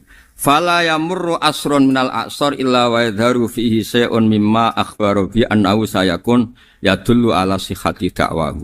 Wa hadza aqwal muhtamilat. Wa takmiluhu fil ladzi ba'da. Wa qilani ya. Anal al-makna anal mu'jizat al-madiyah kanat khissiyatan tusyahadu bil absor karena qoti soleh wa asa Musa. Mukjizatnya nabi-nabi dulu itu hanya penyembuh, hanya pelengkap, hanya nuruti keinginan mata. Seperti dahsyatnya apa? Laut Merah diseblak apa dipukul sama tongkatnya Nabi siapa? Itu semuanya itu hanya memanjakan mata. Urusan mata. Terus wow itu. Tapi kalau mukjizatnya Nabi Muhammad itu berdasar akal. Maksudnya berdasar akal nih dengerin ya. Dengerin betul. Ketika Laut Merah terus tersibak kan wow itu keren kan? Terus kita bilang menyimpulkan, wah kita tidak akan mampu. Itu bodoh sekali kesimpulan kita tidak akan mampu. Meskipun bikin nyamuk Anda juga tidak mampu. Loh untuk memutuskan tidak mampu saja kok sampai pertunjukan seperti itu tuh laopo, cek goblok gitu. Nah kalau kita karena umat yang pinter untuk memaksa kita nggak mampu, Allah bilang Inna wa la yastahi ayadriba mathalam ma ba'ud. Kita melihat nyamuk langsung berkesimpulan tidak mampu. Saya berkali-kali cerita nyamuk itu sudah kecil, masih punya urat, uratnya kayak apa? Masih punya kuman, kumannya seberapa? Ya enggak? Nyamuk itu kecil, punya organ tubuhnya punya urat. Itu kalau kamu pinter, antara tongkatnya Nabi Musa menyibak Laut Merah sama nyamuk itu sama-sama berkesimpulan melahirkan satu paham bahwa kita tidak. Loh, untuk memaksa tidak mampu saja kok nuju pertunjukan ada onta keluar dari batu. Nakotu soleh, ada tongkat yang bisa mengeringkan laut. Cik goblok ya. Lah kita alhamdulillah tidak jenis goblok yang seperti ini. Untuk ikrar bahwa Allah itu hebat ala kulli syai'in, cukup lihat nyamuk. Kagum kan? Sudah tidak usah bikin hidup. Saya berkali-kali mencontohkan. Para pemahat tak suruh bikin patung gajah itu mampu. Tak suruh bikin patung nyamuk kalau bisa. Nyari materi dari apa? Gampang mana bikin patung gajah sama patung nyamuk? Gajah, makanya Allah bikinnya contoh itu untuk ijaz itu pakai nyamuk bukan pakai gajah. Itu kalau ustadz-ustadz yang agak jorok malah contohnya nyamuk Gus. Itu kecil. Itu kayak apa? Di dalamnya dia hamil kan? Oh itu anaknya kecil lagi, telurnya kecil lagi itu gimana itu cara bikin ini? Makanya di sini ada kitab Itqan itu komentarnya itu lucu. Ini kitab Al-Itqan karangannya Imam Suyuti. Ini persis komentar saya tadi yang kata Imam Suyuti pengarang kitab Itqan. Wa ya imma khissiyah wa imma aqliyah. Jadi mukjizat itu ada yang fisik bisa dilihat indra. Panca indera bisa dilihat akal. Wa aktsaru mu'jizati Bani Israil kanat khissiyah li baladatihim. Bilada itu goblok. Wakil lati basoirihim. Dasar wong goblok. Mukjizat kok ngenteni sing wow. Maksudnya dasar wong untuk ngakui Allah hebat saja kok nunggu halal yang seperti itu gitu. Paham gitu? Mergo likil lati napa aklihim. Wa aksaru mu'jizati hadil ummah aqliyatun li farati dzakaihim wa kamali afwahihim. Dan mukjizatnya umat ini semuanya berdasar akal karena sudah cerdas. Jadi andaikan kita melihat tongkatnya Nabi Musa menyibak Laut Merah dengan melihat nyamuk, kesimpulan kita sama. Sama-sama wow, sama-sama keren, sama-sama memastikan kita tidak mampu. Makanya terus Quran menerangkan wa ma min dabatin fil ardi wala ta'iri yatiru bi janahihi illa umamun amsalukum. Jadi keseharian kita lihat burung kok terbang. Itu sudah ayatun min ayatillah. Paham nggih? Dados niki kudu bangga ditunggoni napa Quran, nggih ditunggoni napa Quran. Wa mu'jizatul Quran tusyahadu bil basirah fayakunu mayattabi'u li ajlihi aksar. Terus li annal ladzi yusyahadu bi ainir ra'si yang qaridu bingkiradi musyahidi. Sesuatu yang tampilan dahsyatnya itu disaksikan mata, maka itu bisa habis. Era tongkat Nabi Musa seperti itu habis enggak? Bisa mengeringkan laut merah, habis kan? Tapi era mukjizatnya Quran ila yaumil qiyamah. Ya contoh sosial, saya kembali lagi ke sosial. Kamu punya teman awet atau punya istri awet, itu konsepnya ya wal kadhiminal ghaidh, itu agak gampang tersinggung. Coba kalau kamu setiap tersinggung putus, setiap tersinggung habis, kamu tidak punya teman, tidak punya istri. Sampai kita awet seperti ini, kalau kecewa ya wal kadhiminal ghaidh, ngempet. Termasuk saya ini, biasanya ngaji khusus terus baca gini ya kecewa. Tapi barokahnya diwarai Quran wal kadhiminal ghaidh, ngempet Gus, ngempet. Terus kecewa sama teman, kok kenapa tidak putus? Karena wal afina aninna, sudah kalau kecewa maafkan. Coba kalau kita kecewa presiden demo, kecewa menteri demo, kecewa orang tua minggat. Ya kalau dicari, kalau tidak kan malu. Saya itu punya teman tak tanya, kecewa besar sama bapak itu. Kenapa tidak minggat? Malu. Kenapa malu? Takut gak dicari. Itu orang tuh paling malu itu kalau keluar dari rumah nggak di. Saya punya teman lagi, saya ini takut mati, Gus. Kenapa? Takut istri saya tidak nangis, Gus. Itu kematian terburuk itu kalau mati tahu istrinya ada nangis. Oh itu malu betul itu. Makanya jangan mati. Pokoknya pastikan orang sekeliling ada nangis itu baru berani mati. Kalau enggak jangan. Ya jadi mukjizatnya Nabi itu luar biasa. Nah ini terus saya teruskan ya. Makanya mukjizat terbesarnya Nabi adalah Al-Quran. Karena Al-Quran itu cerita tentang hukum-hukum akal, cerita tentang logika-logika peradaban. Misalnya logika peradaban, contoh paling gampang. Di Quran itu ada sekian ayat yang Allah cerita peradaban. Misalnya wa ahsinu innallaha yuhibbul muhsinin. Itu dikutip terus kemudian disimpulkan dalam peradaban. Kata Sayyidina Ali karramallahu wajhah ngendikannya gampang. Ahsin man syi'ta takun amira. Kamu berbuat baik saja sama seseorang, maka otomatis kamu akan jadi pemimpinnya. Ada orang nggak tamat SD, nggak tamat papa, gobloknya minta ampun. Tapi karena gaji seorang pakar, oh kamu tak gaji 1 bulan 1 miliar, perusahaan saya jadikan besar. Itu dikongkan ngalor ngidul ya nurut. Hanya karena dia ihsan. Terus wastaghni amman syi'ta takun nadhira. Saya ulang lagi. Wastaghni amman syi'ta takun nadhira. Dan kamu jangan butuh orang lain, siapapun dia, maka kamu akan setara. Misalnya ada menteri orang antri mau salim, tapi kamu tidak butuh kan tenang saja. Tapi kalau kamu butuh, habis kamu. Iya kan? Kamu tidak butuh seseorang, maka kamu posisinya akan setara. Kamu harus sopan karena punya utang jasa. Kalau nggak punya apa-apa kan setara. Iya enggak? Misalnya kamu jajar rektor atau jajar menteri, jajar apa saja. Kalau kamu tidak punya utang kan, kamu jajar menteri tidak punya utang. Sama jajar satpam tapi punya utang, takut mana?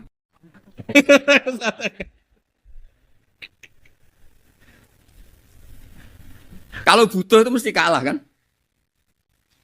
Ada pejabat misalnya nggak begitu cantik sama perempuan cantik yang kamu butuh ingin dicintai, takut mana? Padahal nggak jelas orang ini pangkatnya apa.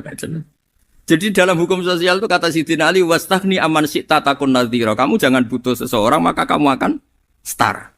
Terus yang terakhir wahtas ila man syi'ta takun asiro. Asiro pakai sin. Dan silahkan butuh seseorang maka kamu akan jadi budak dia. Ya coba misalnya Anda seorang profesor, seorang alim, seorang kiai top. Misalnya mencintai janda di ujung kampung sana, jalan kaki 2 kilo. Padahal itu gak tamat SD. Tapi gara-gara seneng. Kacau kan? Logika kepangkatan hilang semua kan? Jadi itu hukum peradaban. Itu mewakili isi-isi sosial yang diterangkan Quran. Ya, jadi paketnya 3 tadi ya. Ahsin man syi'ta takun amiro. Kamu berbuat baik sama seseorang maka kamu bisa memimpin. Wastaghni amman syi'ta takun nadhira. Kamu jangan butuh seseorang maka kamu akan setara. Mbok kamu ketemu orang terkaya di dunia. Yo ketemu orang terkaya di dunia, kamu jejer, kamu tidak butuh dia. Tenang kan bisa setara kan? Tapi kalau butuh harus sopan, ngajukan proposal, harus berakhlak karimah. Makanya sekarang Anda kok berakhlak kenapa? Ternyata mau nyalek. Biasanya Anda berakhlak kok berakhlak. Ada apa ini? Makanya guyonan di Rembang itu Beb Husen itu. Kalau ada orang mendadak sopan sama temannya, temannya curiga, kok tumben sopan, mau utang ya?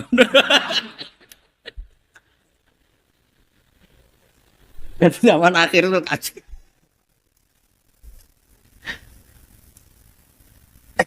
Ya di semua daerah gitu ya sama Pak Rektor ya. Kalau ada teman biasanya nggak sopan kok sopan, itu temannya curiga. Ini Pak Rektor UI ikut kaji. Kok tumben sopan, ada apa ya? Karena di mana-mana orang butuh itu pasti beretika. Kamu punya teman paling berdua. Kalau mau utang berakhlak gak? Atau misalnya kamu punya adik cantik terus punya teman berdua. Kalau cinta adik kamu berakhlak gak? Biasanya nggak sama sekali gak berakhlak. Gara-gara butuh menjadi berakhlak. Ya jadi hukum sosial itu ya kuncinya 3 tadi. Ahsin man syi'ta takun amiro. Wastaghni amman syi'ta takun nadhiro. Terus wahtas ila man syi'ta takun asiro. Kalau kamu butuh seseorang pasti kamu dibikin hina. Asir itu tawanan. Nah, Quran itu bicara sosial itu lengkap. Dan itu yang nunggui kita. Kita punya tetangga yang kurang baik, ya seneng. Punya tetangga baik, ya seneng. Kata Imam Syafi'i, saya berkali-kali cerita. Kok seneng semua Imam Syafi'i? Ya bagus lah. Kalau yang seneng saya enak lah. Dijak jagongan, dijak ngopi enak. Yang nggak seneng saya, gak ngarah utang. Uang itu nak, kamu punya tetangga gak seneng kamu. Aman kan? Aman. Gak akan pinjem uang kan, pinjem mobil. Uang gak seneng kok. Makanya Imam Syafi'i itu kalau ngedikan luar Syafi'i, diceritain orang. Ya Aba Abdillah bagiannya. Ya Aba Abdillah orang itu gak seneng kau. Bagus lah. Loh kenapa bagus? Waman asa'a ilaika faqad atlaqaka. Orang yang enggak seneng kamu maka membebaskan kamu. Enggak akan pinjam uang, pinjam mobil, enggak akan ganggu waktu kamu kan enggak seneng. Justru yang seneng-senengi masalah pinjam terus. Imam Syafi'i itu orang yang anggap dunia itu selesai. Ada yang cerita, ya Aba Abdillah, orang yang tadi cium tangan engkau, yang hormat engkau di luar maki-maki engkau, ngerasain engkau, ngata-ngatain engkau. Ya bagus lah. Kok bagus gimana? Berarti saya wibawa, di depan saya tidak berani. Berarti saya wibawa, di depan saya tidak berani. Berarti itu makomnya sudah kulillah, sumadarhum, fi khawdihim, ya labun, sudah dunia itu selesai, sudah agak penting semua. Nah itu kalau kamu anak-anak beki ahli Quran, sudah ayatnya kulillah, sumadarhum, fi khawdihim, ya labun, sudah lihat Allah saja agak penting, makhluk-makhluk itu. Dah makhluk semua agak penting, sepenting Allah. Nah kita ini ditunggoni mukjizat seperti itu. Bayangkan misalnya kita ditunggoni tongkatnya Nabi Musa. Saya ngajar di sini terus ini tongkat. Terus nanti yang tanya, Gus itu kayu apa Gus? Nanti yang kolektor tanya itu harganya berapa Gus? Teruwet apa? Terus yang ahli suudon itu asli gak Gus? Wah. Yang ahli suudon kan mesti tanyanya gitu, itu asli enggak Gus? Repot-repot pokoknya. Tapi kalau Quran kan jelas. Jadi Allah ngendikan marojal bahro ini napa yal taqiyan. 2 mata air itu dipertemukan. Itu banyak muara sungai itu bermuara teng napa laut. Kados kali Kapuas, kali pundi-pundi ini sawangane bermuara teng laut. Yal taqiyan di sawangane ketemu. Tapi itu semua hanya firoil apa? Ini dalam pandangan Allah. Kulo nate banyak ngaji tenggene kitab-kitab karangan Imam Rozi. Imam Rozi itu ulama tafsir besar ingkang menjelaskan posisi Quran sebagai wahyu yang berkarakter bahasa. Jadi Quran ini wahyu, dia mesti bener. Tapi piye wae Quran itu bahasa. Niki rungaken ya. Jadi Quran piye wae napa? Bahasa. Jadi mungkin sampean gak kaget. Mungkin sampean gak kaget ngimane sampean ipan mokong, ora wati paham lah iman apa mokong. Tapi kok anak putune sampean kok iso janggal mbek Quran. Nak generasine kula jenengan ra iso jawab, kok anak putune jenengan wis ra iman mbek Quran. Iman raturan, jadi gak diilmiah. Contohnya ngeten ya. Ketika banyak ilmuwan itu bisa dari orang Islam piyambak, dari orang Barat, baik itu sekuler, orientalis, Kristen, Katolik, macam-macam. ketika banyak ilmuwan tuh penemuannya lebih diakui secara ilmiah ketimbang tulisan-tulisan agama, itu kan menimbulkan keguncangan. Ndadekno iman iku oleh. Misalnya ngeten sing terkenal. Mungkin jenengan sering pireng. Nabi nate dawuh bulan itu ning langit ketiga. Nah, srengenge ning langit keberapa? Engko terus terakhir langit terakhir itu sing dinggoni Jibril. Oke. Terus ketika wonten berita bahwa para NASA Amerika itu bisa naik bulan, rata-rata kiai desa dulu gak percaya. Nabi Muhammad sing nabi nak munggah ning bulan tak pamit mbek Jibril ngono ae ora mesti dibukakno ngenteni diintegrasi. Saiki sapa Muhammad mbek sapa Jibril bukakno. Itu satu contoh. Kalau dalu ngaji kalian santri-santri, kalau terangaken. Jadi masalah utama umat Islam itu antara lafat, yani luhut, iku terus diimani nganggo karpe dhewe. Lha iku sing dadi masalah utama. Luhut ya bahasa itu diimani menurut karpe dhewe, orang menurut karpe ilmiah. Contohnya gampang kan. Sampean bayangno langit itu apa? Langit itu tuh satu wilayah, satu area yang digoni malaikat, satu area yang tidak tersentuh. Kemana bayangno langit itu satu area yang tidak tersentuh. Sehingga ono kabar nak bulan yang langit ketiga kok terima menuso dok bulan terus sampai ora percaya. Gue dianggap masuk wilayah sing wis wilayah Jibril. Padahal tidak begitu. Masalah istilah sama itu istilah luhut. Terus Imam Razi menjawab sama itu istilah luhut. Jadi sesuatu yang tidak bumi ini itu namanya sama. Sesuatu yang tidak bumi ini namanya sama. Sampai sing nate kaji sing numpak pesawat. Kalau nggih nate numpak pesawat sing jarak jauh, sampai ndelok dhuwur ke langit, ngisor ke apa? Langit sampai nak buka tong pesawat king jendela. Delok ngisor ngeten ke langit, delok dhuwur ke apa? Langit. Sebab itu istilah langit itu hanya untuk menunjuk, istilah sama itu hanya menunjuk sesuatu yang tidak bumi. Terus Imam Razi mencontohkan Allah dawuh alam taro kaifa daraballahu masalan kalimatan kasajaratin apa thayyibatin asluha sabitun fil ardi wa far'uha apa fis sama. Nggih, asluha sabitun apa fil ardi wa far'uha apa fis sama. Kalimat thayyibah iku kaya wit sing thayyibah. Ngene iku wit kurma. Asluha sabitun fil ardi. Akare wit kurma menghunjam ning bumi wa far'uha fis sama, cabang-cabangnya atau dahane fis sama. Ya, artinya kan sederhana loh, gitu. Wit kurma itu dahane fis sama. Sama artinya mosok koyok bayangane sampean sesuatu yang bener-bener gak tersentuh. Wong dahane wit kurma fis sama. Jadi kasajaratin apa? Thayyibatin asluha sabitun fil ardi wa far'uha apa? Sama itu mriku mosok artine lemu angit sing enggak terjangkau. Oh artine koyo wit kurma sing akari menghujam ning bumi wa faruha napa? Sama. Dahan-dahane utawa cabange sama. Sebab itu istilah sama tenggene Quran itu menunjuk satu arti yang tidak bumi. Nak sampean delok teng munjid teng kamus-kamus mutlakul uluwi, sesuatu yang atas itu sama. Paham gitu. Sebab itu ketika ditemukan, nah ini kalau cerita astronomi, ini iman itu dibaringi mbek ilmu.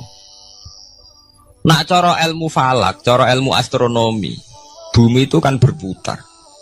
Ketika kita di atas, kita ngalami siang. Ketika kita di bawah, kita ngalami malam. Orang kok srengenge ambles ning bumi ini. Lah nak srengenge ambles ning bumi, logikanya kan mboten masuk akal. Mergo srengenge luwih gede. Mosok iso ketelan barang sing luwih cilik. Nah, tapi kenapa istilah-istilahnya kok hatta idza balagha maghribas syamsi wajadaha taghrubu fi ainin hamiatin. Nak wis wayahe sore, ben delok srengenge sawangane ya surup ning mata air.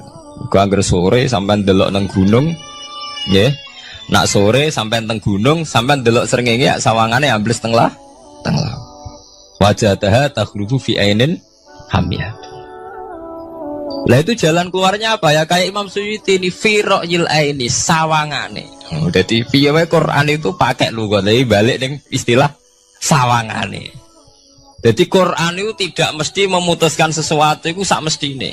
Sawangane firoil ain. Ya podo. Kaya air tawar ambek air asin. Sawangane ketemu nyatane keudek-udek. Wong sangka sungai mengalir ke laut. Tapi sawangane Allah tetap bikin karakter masing-masing. Dan keduanya tetap sesuai dengan karakter masing-masing. Jadi ahli fisika nu paham betul. Benda mbok adu kaya apa tetap mereka bawa ciri masing-masing. Go kabeh nggawa gene masing-masing. Berarti ketemu sawangane tok hakikate ndak pernah mau napa? Ketemu. Ini jenenge firoil.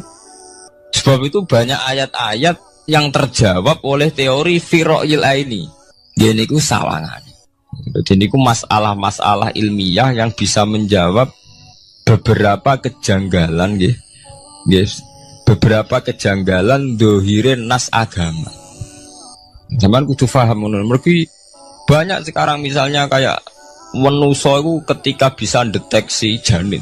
Ahli dokter kandungan lewat macam-macam peralatan itu nggih. USG macam-macam mak saged ngerti janin itu lanang atau wedok. Nah dhisik kiye kuno ada 5 perkara sing roh apa tok, kapan udan, kapan wong mati. Terus sing ning jero kandungane wong wedok iku lanang apa wedok sing roh Allah tok. Kiye kuno ngoten. Tapi sakniki wong paling percaya urusan mati tok. Urusan udan secara falak, secara astronomi saged dideteksi to. Wong falak iku iso ngerti iki musim rendeng.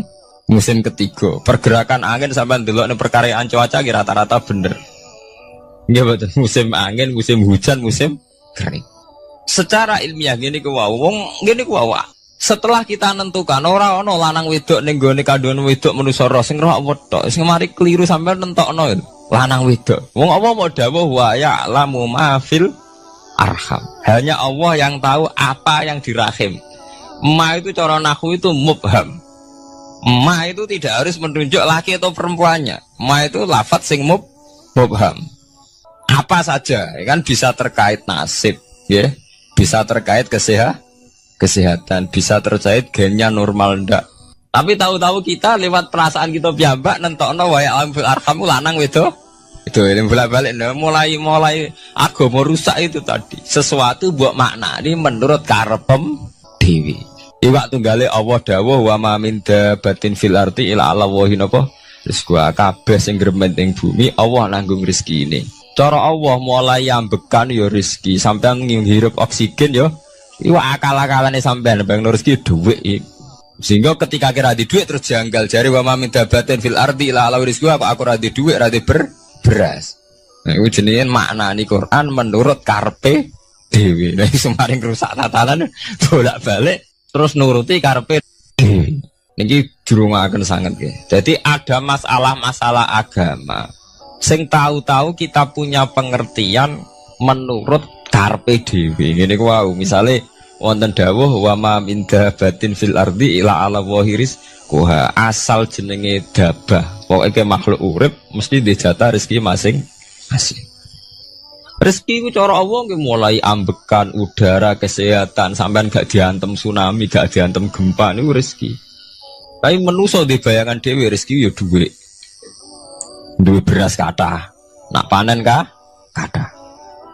Tapi manusa iku pengetahuane manusa mulane jare pangeran wa kanal insanu zaluman jahula. Manusa ujung-ujunge iku ya zalim ya bento. Jadi jahulan ora jahil iku maknane bento. Nak jahulan banget bentone.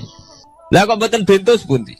Ketika sampean nganggep rezeki ku artine duwe akeh, pangeran ngelingno, duwe akeh kowe setruk yo ora iso nikmati. Ya sumpah. Nggih mboten. Ketika kowe bayangno rezeki ku beras akeh apa-apa akeh. Terus kowe kecelakaan utawa duwe penyakit-penyakit apa ya sumpah. Sebab itu Allah ngendikan masalah rezeki itu masalah potensi kecelakaan. Makanya Allah ngendikan teng surat Isra iku manusa oleh ngelingno nganggo teori potensi. Afa amintum ayaksifamikum janibal barri. Wong ngelingno kowe kok ning bumi ngrasa aman, iso wae ujug-ujug ana tsunami. Iso wae ujug-ujug ana gempa. Misalnya kayak saiki selamat, iso wae kapan-kapan ra selamat. Sampai tengene surat Isra itu diulang-ulang. Afa amintum ayaksifamikum janibal barri aw yursila alaikum qasfam min khasifam di bulan bal ini. Kowe kok ngrasa aman ning bumi, iso wae setiap saat kowe kena angin liung, kayak angin Belitung. Ujug-ujug kena macam-macam, kena tsunami, kena gempa. Lah teori ini yang sing dadekno manusa iku syukur. Sakjane kita umpama anut Quran iku urip ku yo gampang syukur tapi yo ora gampang kebablas. Manusa ora ngoten to nggih, numpak pesawat sawangane rawan kecelakaan. Nah tengok-tengok ning omah sawangane akeh slamet. Lah wong Aceh pas ning omah kabeh kena tsunami sedina 100.000 ludes. Nggih betul. Tapi manusa kedikte jahule bentone wae. Sawangane kecelakaan numpak pesawat. Numpak Adam air sawangane kecelakaan. Nak ora wis sawangane selamat. Lah wong Aceh ning omah kabeh kena tsunami entek. Yang Jogja ning omah kabeh kena gempa 5.000 bablas. Iku jenenge jahula. Menurut saya akeh bentone. Begitu juga menyangkut hal-hal yang lain. Mulai Allah ngelingno. Ya tuh galerian sederenge era tsunami Aceh. Sampean bayangno wong kerem ning laut, nggih mboten. Saiki entek teori kerem ning laut. Wong Aceh ning darat kabeh. Mati nek kerem manusia bento. Yang saking bento nih nyongkone jenenge kerem ngenteni ning laut. Pangeran ngelingno jare sapa? Tsunami ya, kerem tapi ning darat nggih mboten. Jadi pangeran ngelingno bolak-balik. Kula nate ngaji teng Jogja ngoten. Manusia bento, saking bentone iku nak ngomong ya karepe dhewe.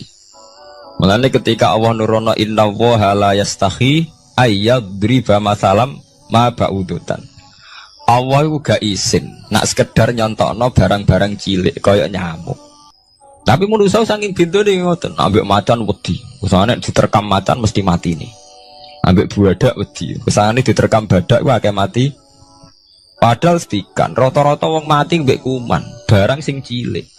Nggih mboten. Kabeh ahli medis, ahli ngerti nek wong jarang.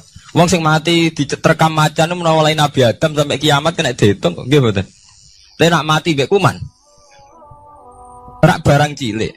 Nggih mboten. Tapi manusa wedine ra mbek barang-barang gedhe. Ana macan do mlayu. Jare sapa saiki wong mati kok pitik flu burung ngono.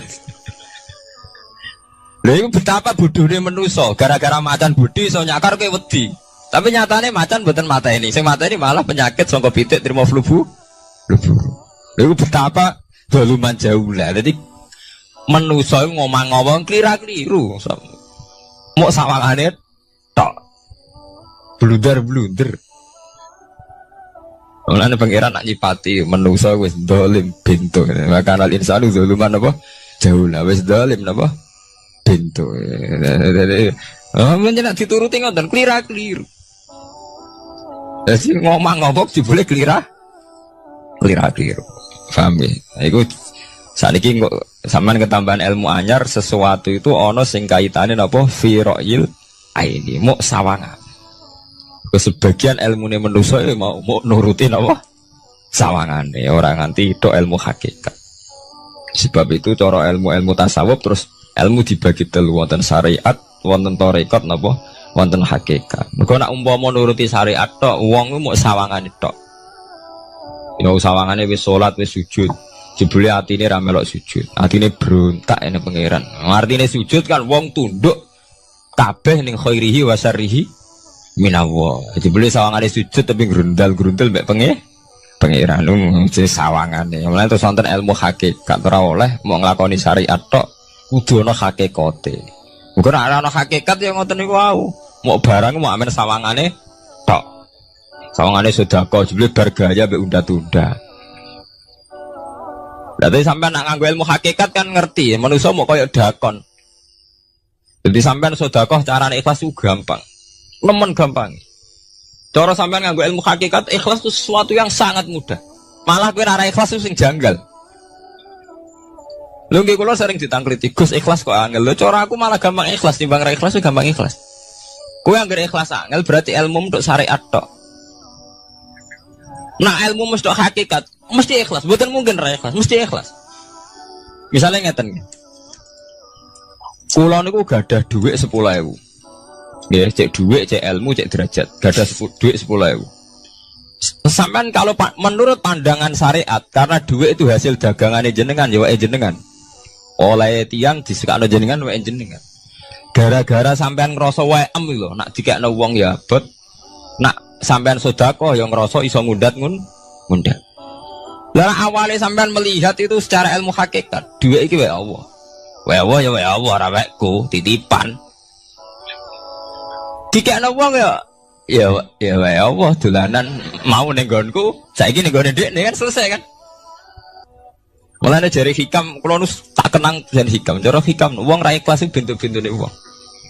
Enggak cara hikam logikane gampang. Jadi hikam motivasi ikhlas nu nganggo ilmu hakikat gampang. Ngeten redaksine. Kaifatat lubul ajro mimman huwa muhtihi ilaika. Utekem lu betakok ndi? Kok njaluk opah mbek wong sing ngeki hadiah ku piye? Contohnya ngeten iki, sampean tak kei dhuwit 100 juta. Tak kei. Sampean tak kon dagang. Bareng tak kon dagang sukses badi. Bareng badi yo opane ning aku. Kan lucu to nggih, wong sing ngeki hadiah kok malah dijaluki opah. Jare hikam, wong Islam iku iman, iso salat sebab taufike Allah. Iso haji sebab taufike Allah. Kita iso ibadah sebab taufike Allah. Bareng bar Allah ngeki taufik kok dijaluki opah.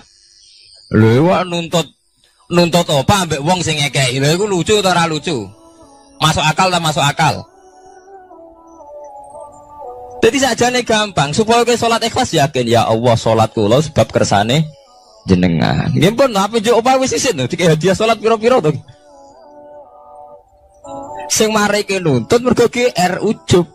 Wah aku iso salat. Nek iso salat berak swarga lho ujub. Berarti bolak-balik kenapa kita ikhlas susah? Mergo awale ilmu mbok kawal ilmu syariat. Tak cara ke awale cara melihat ilmu hakikat. Ikhlas ku gampang. Iya betul. Lha mboten kuwi jadi tenan. Gampang ku di ikhlas jenengan mbek ilmune kula. Sampeyan rasakno sih. Dadi ikhlas kudu dimulai kok ilmu hakikat sih. Iku gampang. Kayak kula misalnya mulang, ya Allah jenengan negdir kula ngalim, negdir kula saged mulang. Berarti jenengan maringi kula saged ibadah. Selesai kan? Lain nuruti syariat. Wah guru sak huruf jadi 1000 dinar. Terus gampang gremeng kan kula. Ngaji gak dihormati, nyangoni sithik ora karu-karuan. Gara-gara pertama madang sing nganggo syariat, aku mulang. Berarti berhak untuk alfun apa? Dinar. Wong jare ala-ala jare mulang sak huruf ditarik pinten? 1000 dinar. Paham ya? Tapi nak pertama nganggo ilmu hakikat, aku mulang ditakdir pengiran, ditakdir di kesempatan ibadah. Lempun kok nganti nuntut, terus aku kepikiran jenenge nuntut, jenenge ngundat-ngundat pun mboten apa? Kepikiran. Paham nggih? Dadi saiki dilatih carane ikhlas ku piye anut ilmu hakikat. Ilmu sing awale wis anut ilmu napa? Hakikat. Nek kowe pertama nganggo syariat, ikhlas meksa kowe. Mesti bukti to sampean ngrasa di dhuwit, ngrasa nglakoni salat, ngrasa mulang, tak ulang tenanan. Jebule rapati ngurmati aku. Ya tersinggung to. Lho nak tersinggung tiyang ikhlas mboten menyangkut ngoten.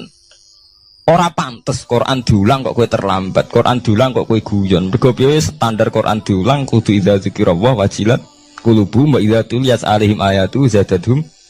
Kan benten to nggih mboten menyangkut pribadi tersinggung mboten, tapi supaya Quran itu bener-bener zadatuhum napa? Iman.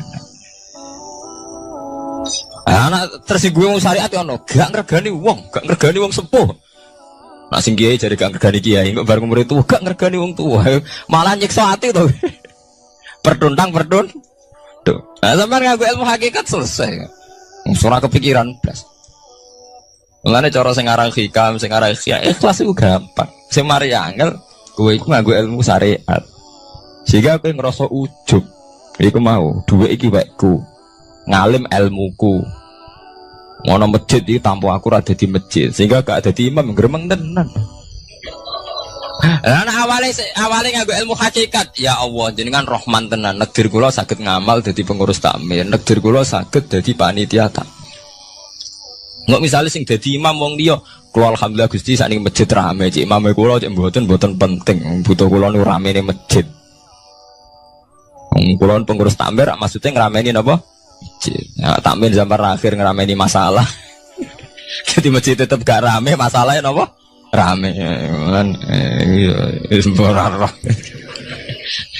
maksudnya takmir masjid itu ngerameni masjid tuh, bukan ngerameni masalah apa? Masjid. Paham ya? Berarti fi ra'yil aini ing dalam pandangannya mripat. Bainahuma barzakun. Bainahuma iku tetep ing dalam antarane bahro ini. Bainahuma iku tetep ing dalam antarane bahro ini barzakhun utawi pembatas. Hajizun. Mau mun kula terangaken. Dadi hakikate antarane air tawar mbek air laut itu ada hajiz, ada faktor karakter masing-masing nggak saling terganggu. Fabi ayyi ala rabbikuma mongko kelawan dine pira-pira rahmate pangeran loro ira tukadibani gorono sira loro. Yakhruju minhumal lu'lu'u wal marjan. Yukhraju bil bina lil maf'ul. Jadi sebagian qira'an itu diwaos yukhraju minhuma. Bil bina lil maf'ul wal fa'il lan fa'il berarti diwaca yakhruju minhumal lu'lu'u wal marjan. Kadang diwaca yukhraju. Ai min masmu'ihima tegese saking kumpulane bahro ini. As-sadiqi kang beneri fi ahadima kalan sesujine bahro ini wa wa te wahid wa al milku iku segara asin. Apa sing metu al-lu'lu'u wal marjan? Al-lu'lu'u apa mutiara? Wal marjan lan perhiasan. Khirzun ahmar au sigharul lu'lu'. Wis wae gampangnya nama-nama mutiara. Fabi ayyi ala rabbikuma tukadziban.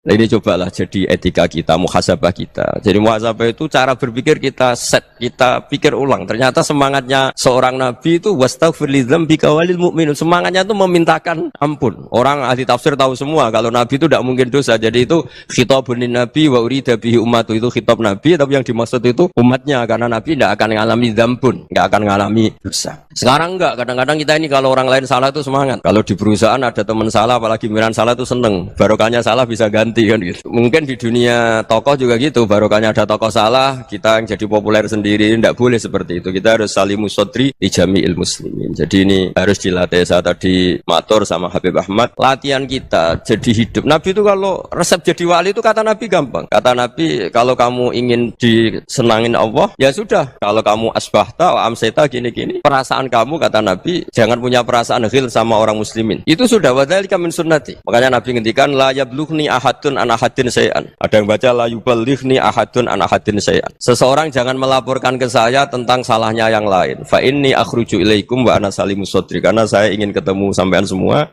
dalam keadaan salimus sadri, tidak punya perasaan apa-apa.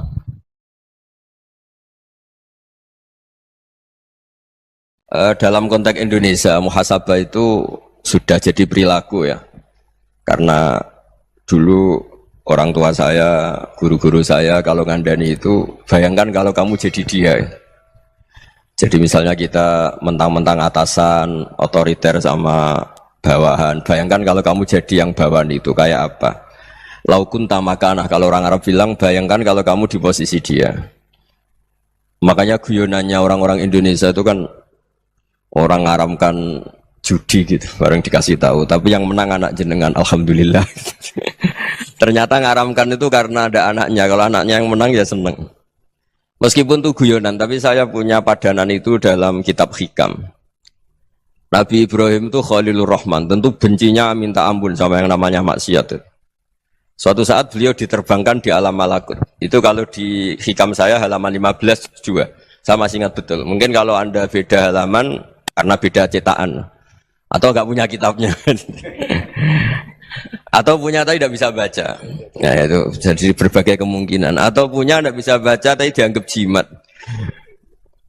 Atau digo pencitraan. Banyak itu kaji-kaji tidak bisa baca kitab tapi di ruang tamunya kitabnya besar-besar. Pencitraan itu. Tapi ya bagus lah, nggak apa-apa untuk syiar. Setelah diterbangkan di alam malakut, diperlihatkan sama Allah. Ada orang pezina, ada orang syaribul khomri, ada orang mabuk, ada orang macam-macam. Allah tanya sama Nabi Ibrahim, bagaimana pendapat kamu Ibrahim tentang mereka yang maksiat? Kata Nabi Ibrahim, ya Allah habisi saja mereka. Mereka hidup di bumi engkau, makan rezeki engkau, kemudian mereka tidak taat sama engkau. Singkat cerita di fase itu, saya ulang lagi di fase itu, Allah nurutin. Sampai sekian peristiwa, mungkin 3 atau 4. Sudah, setelah sekian tahun Nabi Ibrahim lupa peristiwa itu, kemudian beliau diminta menyembelih anaknya. Ini versi kitab Hikam. Memang versinya banyak tentang kenapa Nabi Ibrahim disuruh menyembelih anaknya. Ketika mau menyembelih anaknya, Nabi Ibrahim ragu. Huwa samratu fuadi. Anak saya ini buah hati saya, kenapa engkau suruh menyembelih? Terus kata Allah, apa kamu tidak ingat ketika kamu saya angkat di alam malakut, kemudian kamu usul bunuh-bunuh, saya tidak mempertimbangkan usul Anda, tapi kenapa sekarang saya merintahkan kamu mikir gitu. Terus, ya karena ini anak saya ya Allah. Terus kata Allah, rumangsamu wong sing kon mateni gak gawean kau sing gawe kowe enak wae usul mateni. Jadi sebenarnya saya yang bikin kemudian Anda enak aja usul membunuh.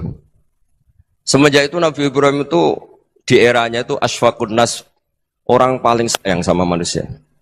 Karena kadang kita keras itu ya kebetulan tuh udah anak kita, ada keluarga kita. Cara orang Jawa itu kan gitu ya, kalau ada perempuan terus macak yang macam-macam pakai sepeda motor cowok terus wah itu luput suwuk semoga-moga gini, tapi setelah dikasih tahu niku ponakane jenengan semoga-moga selamat. Jadi jangan-jangan kemarin ahli ma'asi itu kebetulan tuh tidak keluarga kita. Kalau keluarga kita yang pernah salah pada kita, semangat kita mintakan maaf. Jangan-jangan kita didikte hukum sosial gitu. Jadi orang yang salah kebetulan tuh orang yang menservis kita. Atau keluarga kita, atau orang dekat kita, jangan-jangan semangat kita mintakan ampun. Jadi kalau sama orang lain, kebetulan musuh kita semangatnya minta itu kena adab. Nah ini yang nggak boleh dalam Islam. Islam mengajarkan niru Rasulullah SAW, Nabi itu rahmatal lil alamin. Bahkan kemarin saya ngaji virtual sama beberapa habaib, ada Habib Ali Al-Jufri dari Mesir, ada Habib Alwi dari Kuitang, ada Habib Nabil Al-Musawa. Dari sekian habaib itu saya masih ingat diantaranya yang didawuhkan rahmatan lil alamin itu ketika Nabi adahu kaumuh, disakiti oleh kaumnya, dan itu mereka masih kafir semua. Itu mereka dapat doanya Nabi Allahumma hdi qaumi fa innahum la ya'lamun. Kayak apa baiknya Nabi, orang yang menyakiti, yang melukai, tapi Nabi masih berdoa Allahumma hdi qaumi fa innahum la ya'lamun. Sayyidina Umar dapat doanya Nabi itu yakhina kana kafiran, ketika masih kafir didoakan Allahumma aizzal Islam bi Umar. Itu ketika masih kafir. Itu pelajaran bagi kita bahwa yang sedang tidak cocok pun itu berdapat doa kita. Ya doa supaya kondisi kita baik, hari tambah baik. Karena agama ini saya berkali-kali bilang limangka nayarjuwa hawal yaumal akhir. Agama ini diperuntukkan bagi yang selalu punya harapan pada Allah Subhanahu wa taala. Saya cerita muhasabah ini tentang hubungan kita dengan Allah. Di Indonesia itu banyak orang fasik, banyak orang nakal. Ya di mana-mana orang nakal itu ya mayoritas, wa aksaruhum fasikun. Tapi berkahnya harapan. Mungkin saya kira nakal sok benda, mungkin saya kira sholat sok ben sholat, mungkin sekarang belum sakhok, belum dermawan, suatu saat dermawan. Barokahnya itu kefasikan ini dianggap sementara. Sedang fasik, sedang tidak benar. Karena kiai-kiai kita, para guru-guru kita, para habaib utamanya itu mesti bilang semoga husnul khotimah. Nah barokahnya doa itu semoga husnul khotimah itu menjadikan satu pola sosial. Yang sedang fasik ini masih diharapkan jadi lebih baik, jadi lebih. Sehingga kita tidak ngambil sikap ekstrim, yang ingin menghabisi atau ingin mengadili, tidak. Karena selalu kita punya harapan. Dan agama ini limangka nerjuwa hawal yawm akhir. Bayangkan itu kalau yang nakal itu anak kamu. Pasti kamu nggak ingin kan langsung dapat azab, dapat apa. Padahal kita semua jadi tokoh ini abul kulli, bapak dari semuanya. Sehingga ketika Rasulullah SAW jalan-jalan kemudian melihat perempuan sedang menyalakan api. Kalau apinya mati ditiup, anaknya dijauhkan. Nanti kalau sudah jauh dari api, anaknya digendong lagi. Terus kata Rasulullah, matur ke semua sahabat, Aro'aitum anna hadih tarihatan waladaha alan nar. Apa kamu berpendapat bahwa perempuan ini akan melemparkan anaknya ke neraka? Tidak ya Rasulullah. Tidak akan seorang ibu melemparkan anaknya ke api. Terus kata Rasulullah, Allahu arhamu min hadih biwaladiha. Allah lebih rahman, lebih rahim dibanding orang tua ini kepada anaknya. Ini yang harus kita kenalkan terus, kita kampanyakan terus. Supaya orang hubungannya dengan Allah itu nyaman, asik. Sehingga dengan demikian selalu ada harapan bahwa yang sedang nakal ini suatu saat tobat. Kita tidak boleh menghukumi pasti begini, pasti gini. Itu tidak wilayah kita. Itu juga yang dicontohkan Rasulullah SAW. Secara lahir Nabi itu nggak berkenan sama Wahsy. Karena Wahsy itu salahnya salah fatal. Karena membunuh ahabban nasi ila Rasulillah. Yaitu membunuh Sayyid Hamzah. Jadi ketika Wahsy tobat, Nabi itu nerima tobatnya. Dan ketika beliau dengan basariyahnya agak siap ketemu Wahsy karena harus ingat Sayyid Hamzah, basariyahnya diturutin. Oke, kamu iman, saya turutin, tapi jangan sering ketemu saya. Karena kalau ketemu kamu, saya masih ingat sama paman saya, Sayyid Hamzah. Kita bisa ngelola seperti itu. Kita tidak cocok sama orang, bagaimanapun mereka umat Rasulullah SAW, kita tetap mencintai mereka. Misalnya kalau beda agama, mereka sama-sama orang Indonesia, kita mencintai mereka atas nama warga Indonesia. Tapi kalau misalnya potongannya ora cocok, beda kultur, bawaannya itu mangkel no cara Jawa, ya bisa diilmoni, jangan ketemu. Wong sudah tidak cocok, ingin ketemu nyari solusi. Roh ini tok seneng itu kan ya repot itu. Ya sudah kalau nggak pati cocok ya jangan sering ketemu. Dan itu kita bisa memanage seperti itu tuh bisa. Saya berkali-kali cerita tentang Imam Syafi'i. Kalau dikasih tahu ya Imam Aba Abdillah, panggilannya Imam Syafi'i, tetangga Anda ini ternyata banyak yang nggak senang Anda. Jawabnya beliau senang. Ya bagus kalau nggak senang saya, ndak utang saya katanya. Jadi gara-gara sampean seneng aku ngatur aku ini kan. Dan mungkin sampean ra seneng kan ya enak. Jadi hidup itu dianggap happy. Kalau seneng ya teman silaturahim, kalau nggak seneng ya nggak bakal utang gitu. Baru kayak seneng itu nggak ganggu. Gitu. Jadi dulu itu orang bisa ngelola seneng ndak seneng itu bisa. Karena ada kearifan hubungan dengan Allah Subhanahu wa Ta'ala. Hidupnya selesai karena masyghul bi dzikrillah, mereka sibuk dengan Allah. Makanya kata ulama-ulama tasawuf, kamu jangan melihat manusia perilakunya, tapi kamu juga harus ingat yang gerakkan semua itu Allah Subhanahu wa Ta'ala. Dengan demikian kita farah, kita senang. Makanya Nabi kalau ngutus Anas bin Malik kemudian enggak kesampaian yang diinginkan karena Anas main. Ketika garwa-garwane Nabi agak tersinggung, Nabi andaikan Allah menghendaki yang saya inginkan kesampaian, pasti itu kesampaian. Jadi dianggap kegagalan Anas gak manggil yang dituju Nabi itu ya kersane Allah ya enteng saja. Sayyidina Ali lebih parah lagi yang dialamin. Itu dalam beliau kalau dipanggil itu gak cepet-cepet ke sana. Ketika ditanya, kenapa kamu tak panggil gak cepet ke saya? Amin tu ukubatak. Karena aku tahu engkau orang baik. Orang baik itu pemaaf. Jadi makanya orang-orang soleh dulu itu bodoni itu. Makanya sekarang kalau ada orang bodoni itu mesti beda orang soleh. Kalau orang-orang soleh itu kakean husnudzon akhirnya sering dibodonin. Abdul bin Umar itu masyhur itu. Kalau ada budaknya sering sholat, sergap sholat itu dimerdekakan. Akhirnya enggak sholat pun pura-pura sholat. Akhirnya juga dimerdekakan. Ketika ditanya kenapa engkau merdekakan? Padahal mereka sholatnya menipu engkau kata pembisik-pembisik itu. Man khoda'ana lillah in khoda'na lah. Dia nipu atas nama Allah, berarti saat tertipu juga atas nama Allah. Gak masalah dong, semuanya demi Allah Subhanahu wa Ta'ala.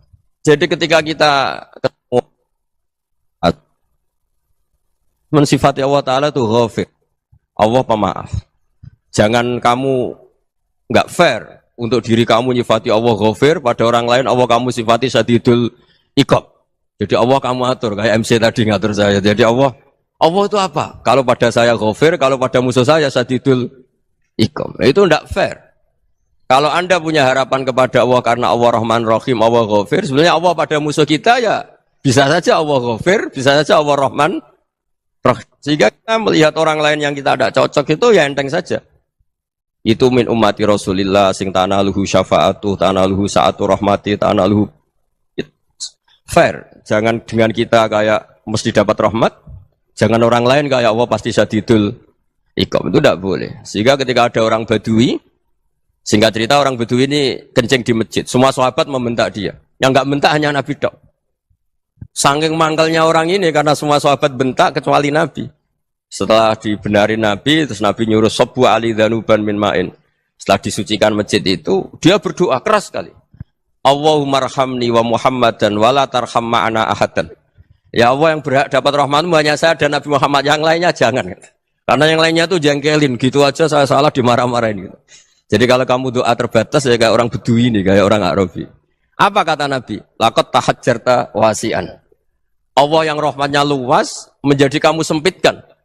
Karena kamu mau atur Allah hanya rahman pada Indonesian Power, pada NU, pada kita yang orang lain nggak perlu dapat. Itu kan kasihan Islam, karena Islam terus nggak dimiliki semua orang. Allah tidak dimiliki semua orang, Rasulullah tidak dimiliki semua orang karena dipek NU, dipek ormas tertentu, dipek nggak boleh seperti itu, nggak boleh takhasyar tawasian kata Nabi, tidak boleh mempersempit zat yang rahmatnya itu luas. Ini semoga etika ini kita pakai di Indonesia. Yang sedang fase kita harapkan lebih baik, yang sedang nggak dapat hidayah kita doakan dapat apa hidayah. Masyhur kan, makanya tadi saya mohon sama Habib Ali supaya Habib Ahmad supaya tetap mahalul qiyam, tabaruk sama Habib Ali di antara doa-doa di Simtud Duror masyhur itu antuqa bilal mudhniba minnah fil ghufran wal musi'ah bil ihsan. Jadi harapannya para habaib, para orang-orang baik dulu ya, semoga yang dosa itu dimaafkan, yang sedang salah dibuka, bikin lebih baik. Nabi itu tugasnya juga gitu. Wastaghfir li dzambika walil mu'minina wal mu'minat. Nabi itu tugasnya juga memintakan ampun yang sedang salah. Nah ini cobalah jadi etika kita, muhasabah kita. Jadi muhasabah itu cara berpikir kita set, kita pikir ulang. Ternyata semangatnya seorang nabi itu wastaghfir li dzambika walil mu'minun. Semangatnya itu memintakan ampun. Orang ahli tafsir tahu semua kalau nabi itu tidak mungkin dosa. Jadi itu khitabun nabi wa urida bihi ummatu, itu khitab nabi, tapi yang dimaksud itu umatnya, karena nabi tidak akan mengalami dzambun, tidak akan mengalami dosa. Sekarang enggak, kadang-kadang kita ini kalau orang lain salah itu semangat. Kalau di perusahaan ada teman salah, apalagi pimpinan salah itu seneng. Barokahnya salah bisa ganti kan gitu.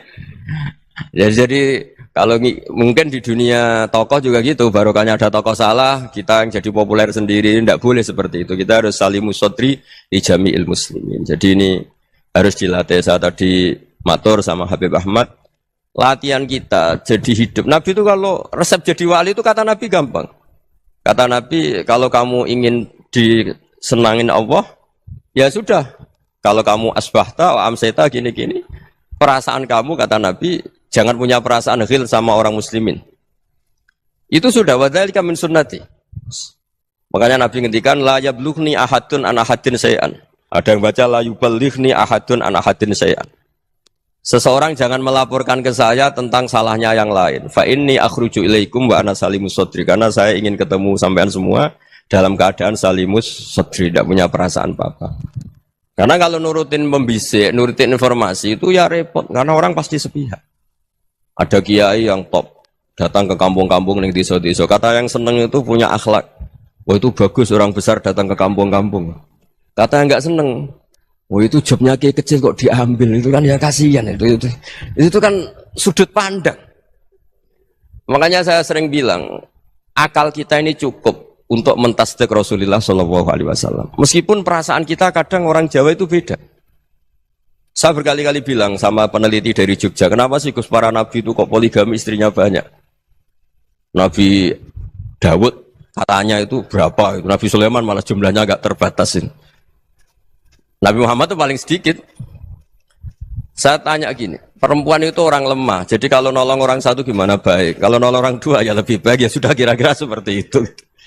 Paling tidak akal kita masih tahu kalau orang baik itu kan mesti baik. Nolong orang satu baik, nolong orang dua ya lebih baik, nolong orang tiga lebih baik. Tapi kalau kamu orang nggak baik, satu saja kamu terlantarin, kamu miskinkan, kamu ya tinggal diukur kan. Kalau orang baik nambah baik, tapi kalau orang buruk tambah buruk.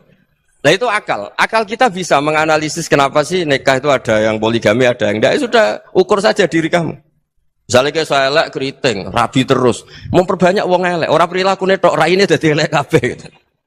Tapi nak kowe ku ganteng, alim, ganteng, sugih, anake ganteng-ganteng, berhubung kowe saleh ahli swarga kabeh, mertua yo bangga karena karir kamu meyakinkan, ini mertua kamu aja gak bangga mau nambah.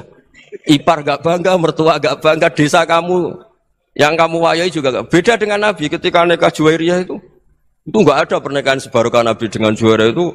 Azharu Rasulillah, di situ habis perang banyak tawanan gara-gara jadi besanya Nabi langsung dibebaskan semua karena Azharu Rasulillah. Sekarang besanya Kanjeng Nabi. Dulu Abu Sufyan mangkalnya bukan main sama Nabi. Gara-gara putrinya dinikah terus langsung jadi. Kalau kamu kan enggak, nikah satu, nikah lagi. Satu kampung musuhi kamu. Karena istri pertama ya cemburu, yang kedua agak bangga. Wah itu selesai itu. Dunia wal akhirah. Maksud saya, nganalisis Islam itu harus pakai akal. Dan akal yang dipakai, ini saya bawa ke kitab Ihya, adalah pikiran-pikiran para ulama. Makanya ketika Imam Ghazali ketika ditanya, fakaifa bi muslimin fasikin asawaha fi jami'i amri. Kalau ketemu orang fasik, orang Islam tapi fasik, perilakunya enggak ada yang benar. Kata Imam Ghazali jawabnya lucu, aneh. Ma min muslimin illa wa islamuhu ta'ah. Tidak ada orang Islam kecuali dia mau Islam, membenarkan Allah dan Rasul itu sudah taatnya dia. Kok kamu tidak bisa melihat taatnya dia? Dia pikirannya kan ini pemabuk, ini tukang apa. Tapi kata Imam Ghazali, sebenarnya kamu masih bisa berpikir positif. Ma min muslimin illa wa islamuhu ta'ah. Tidak ada seseorang Islam ketika dia milih Islam itu pasti ada taatnya, yaitu tasdik pada Allah dan tasdik kepada Rasulullah Shallallahu Alaihi Wasallam.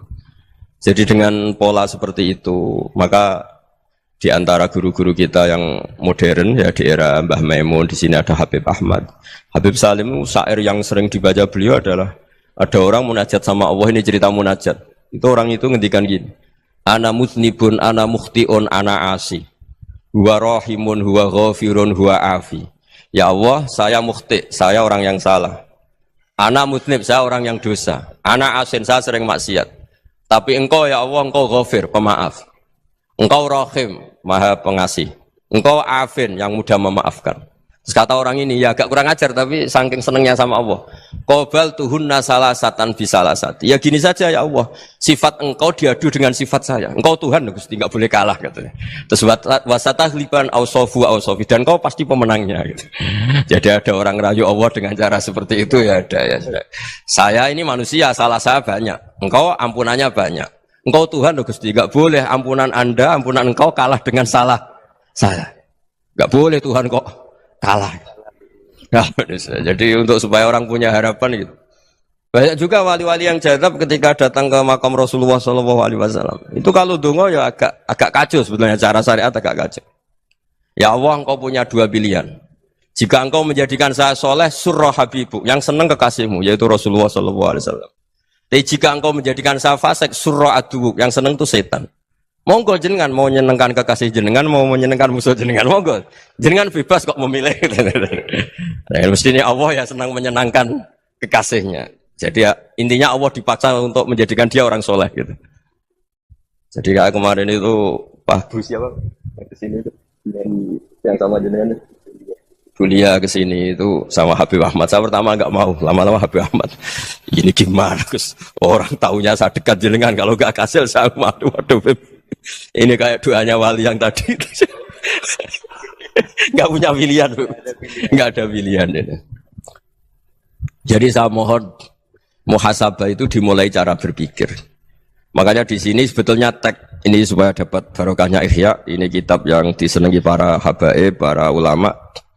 Sebetulnya tag di muhasabah itu redaksinya gini ya, yang lengkap loh.